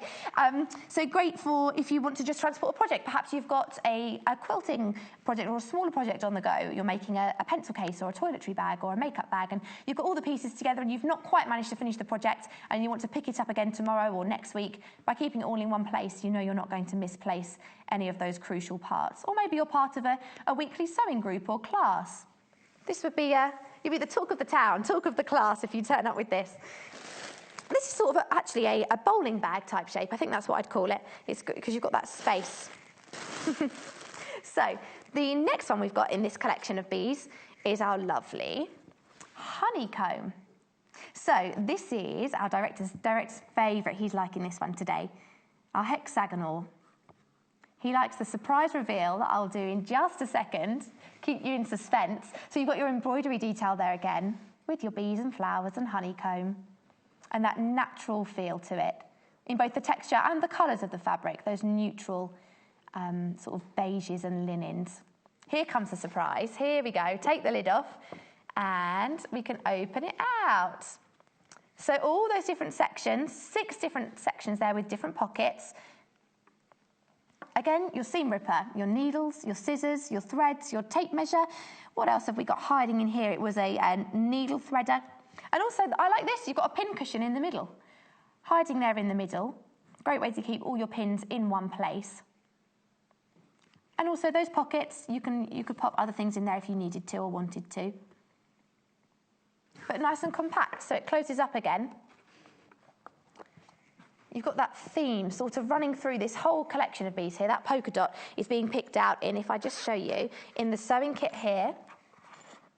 Then, I should have done that the other way round. Then we've got inside here in your pin cushion and inside the pockets of that other case. And then also in your bag. So they make a lovely set with that theme running through. Really gorgeous. I like the bees. So 4 different things: your knitting bag, your sewing case, your sewing kit, and the hive. Different fabric options within the kit that you get for this. So the actual kit itself is really lovely. I'll just show you the bag so you can see what you get. This is how it will arrive. So you get your bag like this, and everything inside, you've got a list here of everything that's in there that you need. So your cotton fabric, your wadding, your thread, your needles, your wooden stick, and your instructions. And little pictures here of your monkeys that you're going to make. Did we say they're 59 centimetres? Producer Paul, is that how big our monkey is? He is 59 centimetres, yes. So all of that on the back there, and on the front you can see our Tilda Classic Kit Monkey Friends. This would make a really, oh there it is, right in front of me, 59 centimetres, and would make a lovely present just to give this to somebody if perhaps they would like to make it themselves. So the actual monkey, here he is, with our face, the rouge and the eyes added on just with a pen and some blusher, so nothing else that you need to add to the kit in order to create the personality within the face. Then you've got that lovely tanny, almost moving towards a gold for the face itself, and 2 different fabric options for the actual body of the monkey, which I'll show you. Let's lay these out so you can see. I'll show you how much fabric you get actually, because there's enough in here to make 2 monkeys. So if I lay these out, you'll be able to see a little bit better. You get lots of material. It's great just to have 2 monkeys out of the kits. I mean, you would probably perhaps expect just to have the one, but because you've got the options there to make two different designs. So you've got your pinstripe here with some whimsical cream flowers, really soft, 100% cotton from Tilda. You can see there that stripe and the flowers. And then here, you've got your navy and your cream, your green flowers in an avocado green, and your pinks. And your oranges. Really nice. So if you've just tuned in and you're wondering, perhaps maybe you haven't seen me before, who is she? My name's Amy Burrows. So I joined Sewing Quarter last week. Last week was one of my very first shows. I'm here today. I'm here tomorrow. I'm back with Jennifer Taylor. So it's been great. I'm loving it.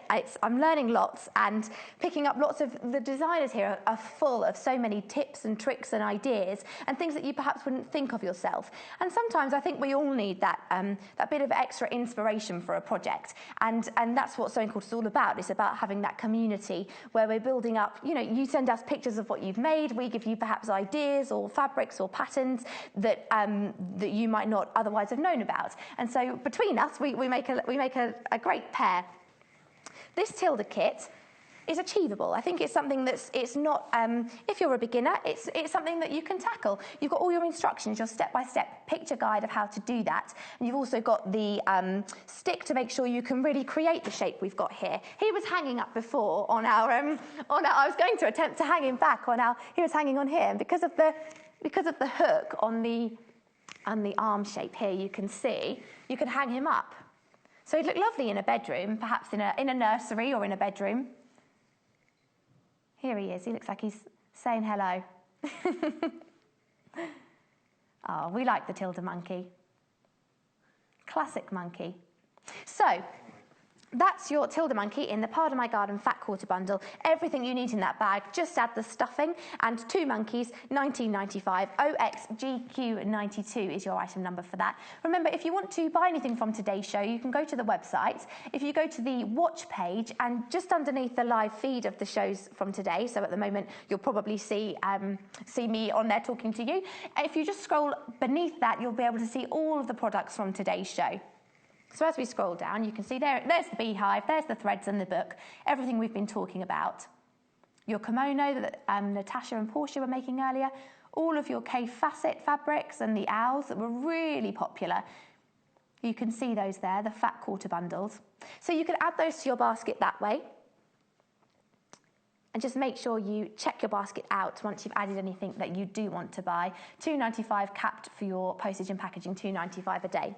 You can also ring the call centre, 0800 112 4433, and they'll be happy to answer any queries that you might have and to help you buy anything that you want to add. So we also had some thimbles on today's show. Everyone needs a thimble. I feel like these are perhaps a little bit, not underestimated, that's not the word I'm looking for, but it's quite a, what's the word? Just a basic tool, just a generic, basic, an essential, that's the word. It's an essential tool. So we've got 3 different sizes depending on what size you want to use. So you've got small, a slightly larger, so 16, a 17, and an 18. Let's just move that along. So small, medium and large, depending on what size you need. Some people also find that they need a couple of different size thimbles. So perhaps if your fingers swell according to the weather, you might, perhaps sometimes your finger fits into a smaller thimble and other times it doesn't. So you might need 2 different sizes just to make sure you've got that covered. You want it to be quite tight fitting. When you hang your hand down to the side, you don't want the thimble to fall off. So you need it there, just making it easier to push that needle through the fabric without hurting your fingers. One last look at the lovely Debbie Shaw book. So useful, all different simple storage solutions for the home. So there are 23 different projects in here, beautifully styled, using all different fabrics to create different ways for you to keep everything in one place. So let's start a bit further in case you saw those earlier ones. So again, Debbie's helping you to get inspired. Oh, look, for our monkey, a toy hammock. We could fit Marvin the monkey in there. And you've got listed here everything that you need for the project. And then your step-by-step pictures showing you how you get all the way through, in that case from step 1 to 7, and some extra little tips in there as well. Other projects, so you've got a nice big basket, perfect for a nursery or perhaps a child's room. That's with a nautical film that Debbie's used there. A laundry bag. What else have we got? A sewing machine bag. Then when we get to the end of the book, you can see that sewing bag there. That's like those linen fabrics that we had in the Fat Quarters again, that we had in that show at 9 o'clock. Let me find, was that the... Oh, and this was the K-facet that we used earlier as well in the Fat Quarter bundles. They're all popping up in Debbie's books. She's also a fan of the fabrics that we're using on today's show. So that's the Debbie Shaw So Useful book, $9.95. Thank you so much for joining us today. I've had a lovely morning. I'm back again tomorrow with Jennifer Taylor, and Natasha is also back. Remember, you can catch up on today's shows on the website or on YouTube, where you can fast forward and rewind whatever you want to see. I look forward to seeing you tomorrow. Sewing Quarter is at the very heart of sewing, as we bring you all things sewing and quilting. The team behind us live and breathe sewing day to day. We strive to bring you exclusive offers, exciting live demonstrations, and most importantly, we will custom cut fabric to your specification in our very own cutting room. We will also be bringing you TV exclusives that you won't be able to find anywhere else. So come and join us today at the Sewing Quarter. Welcome to the Sewing Quarter!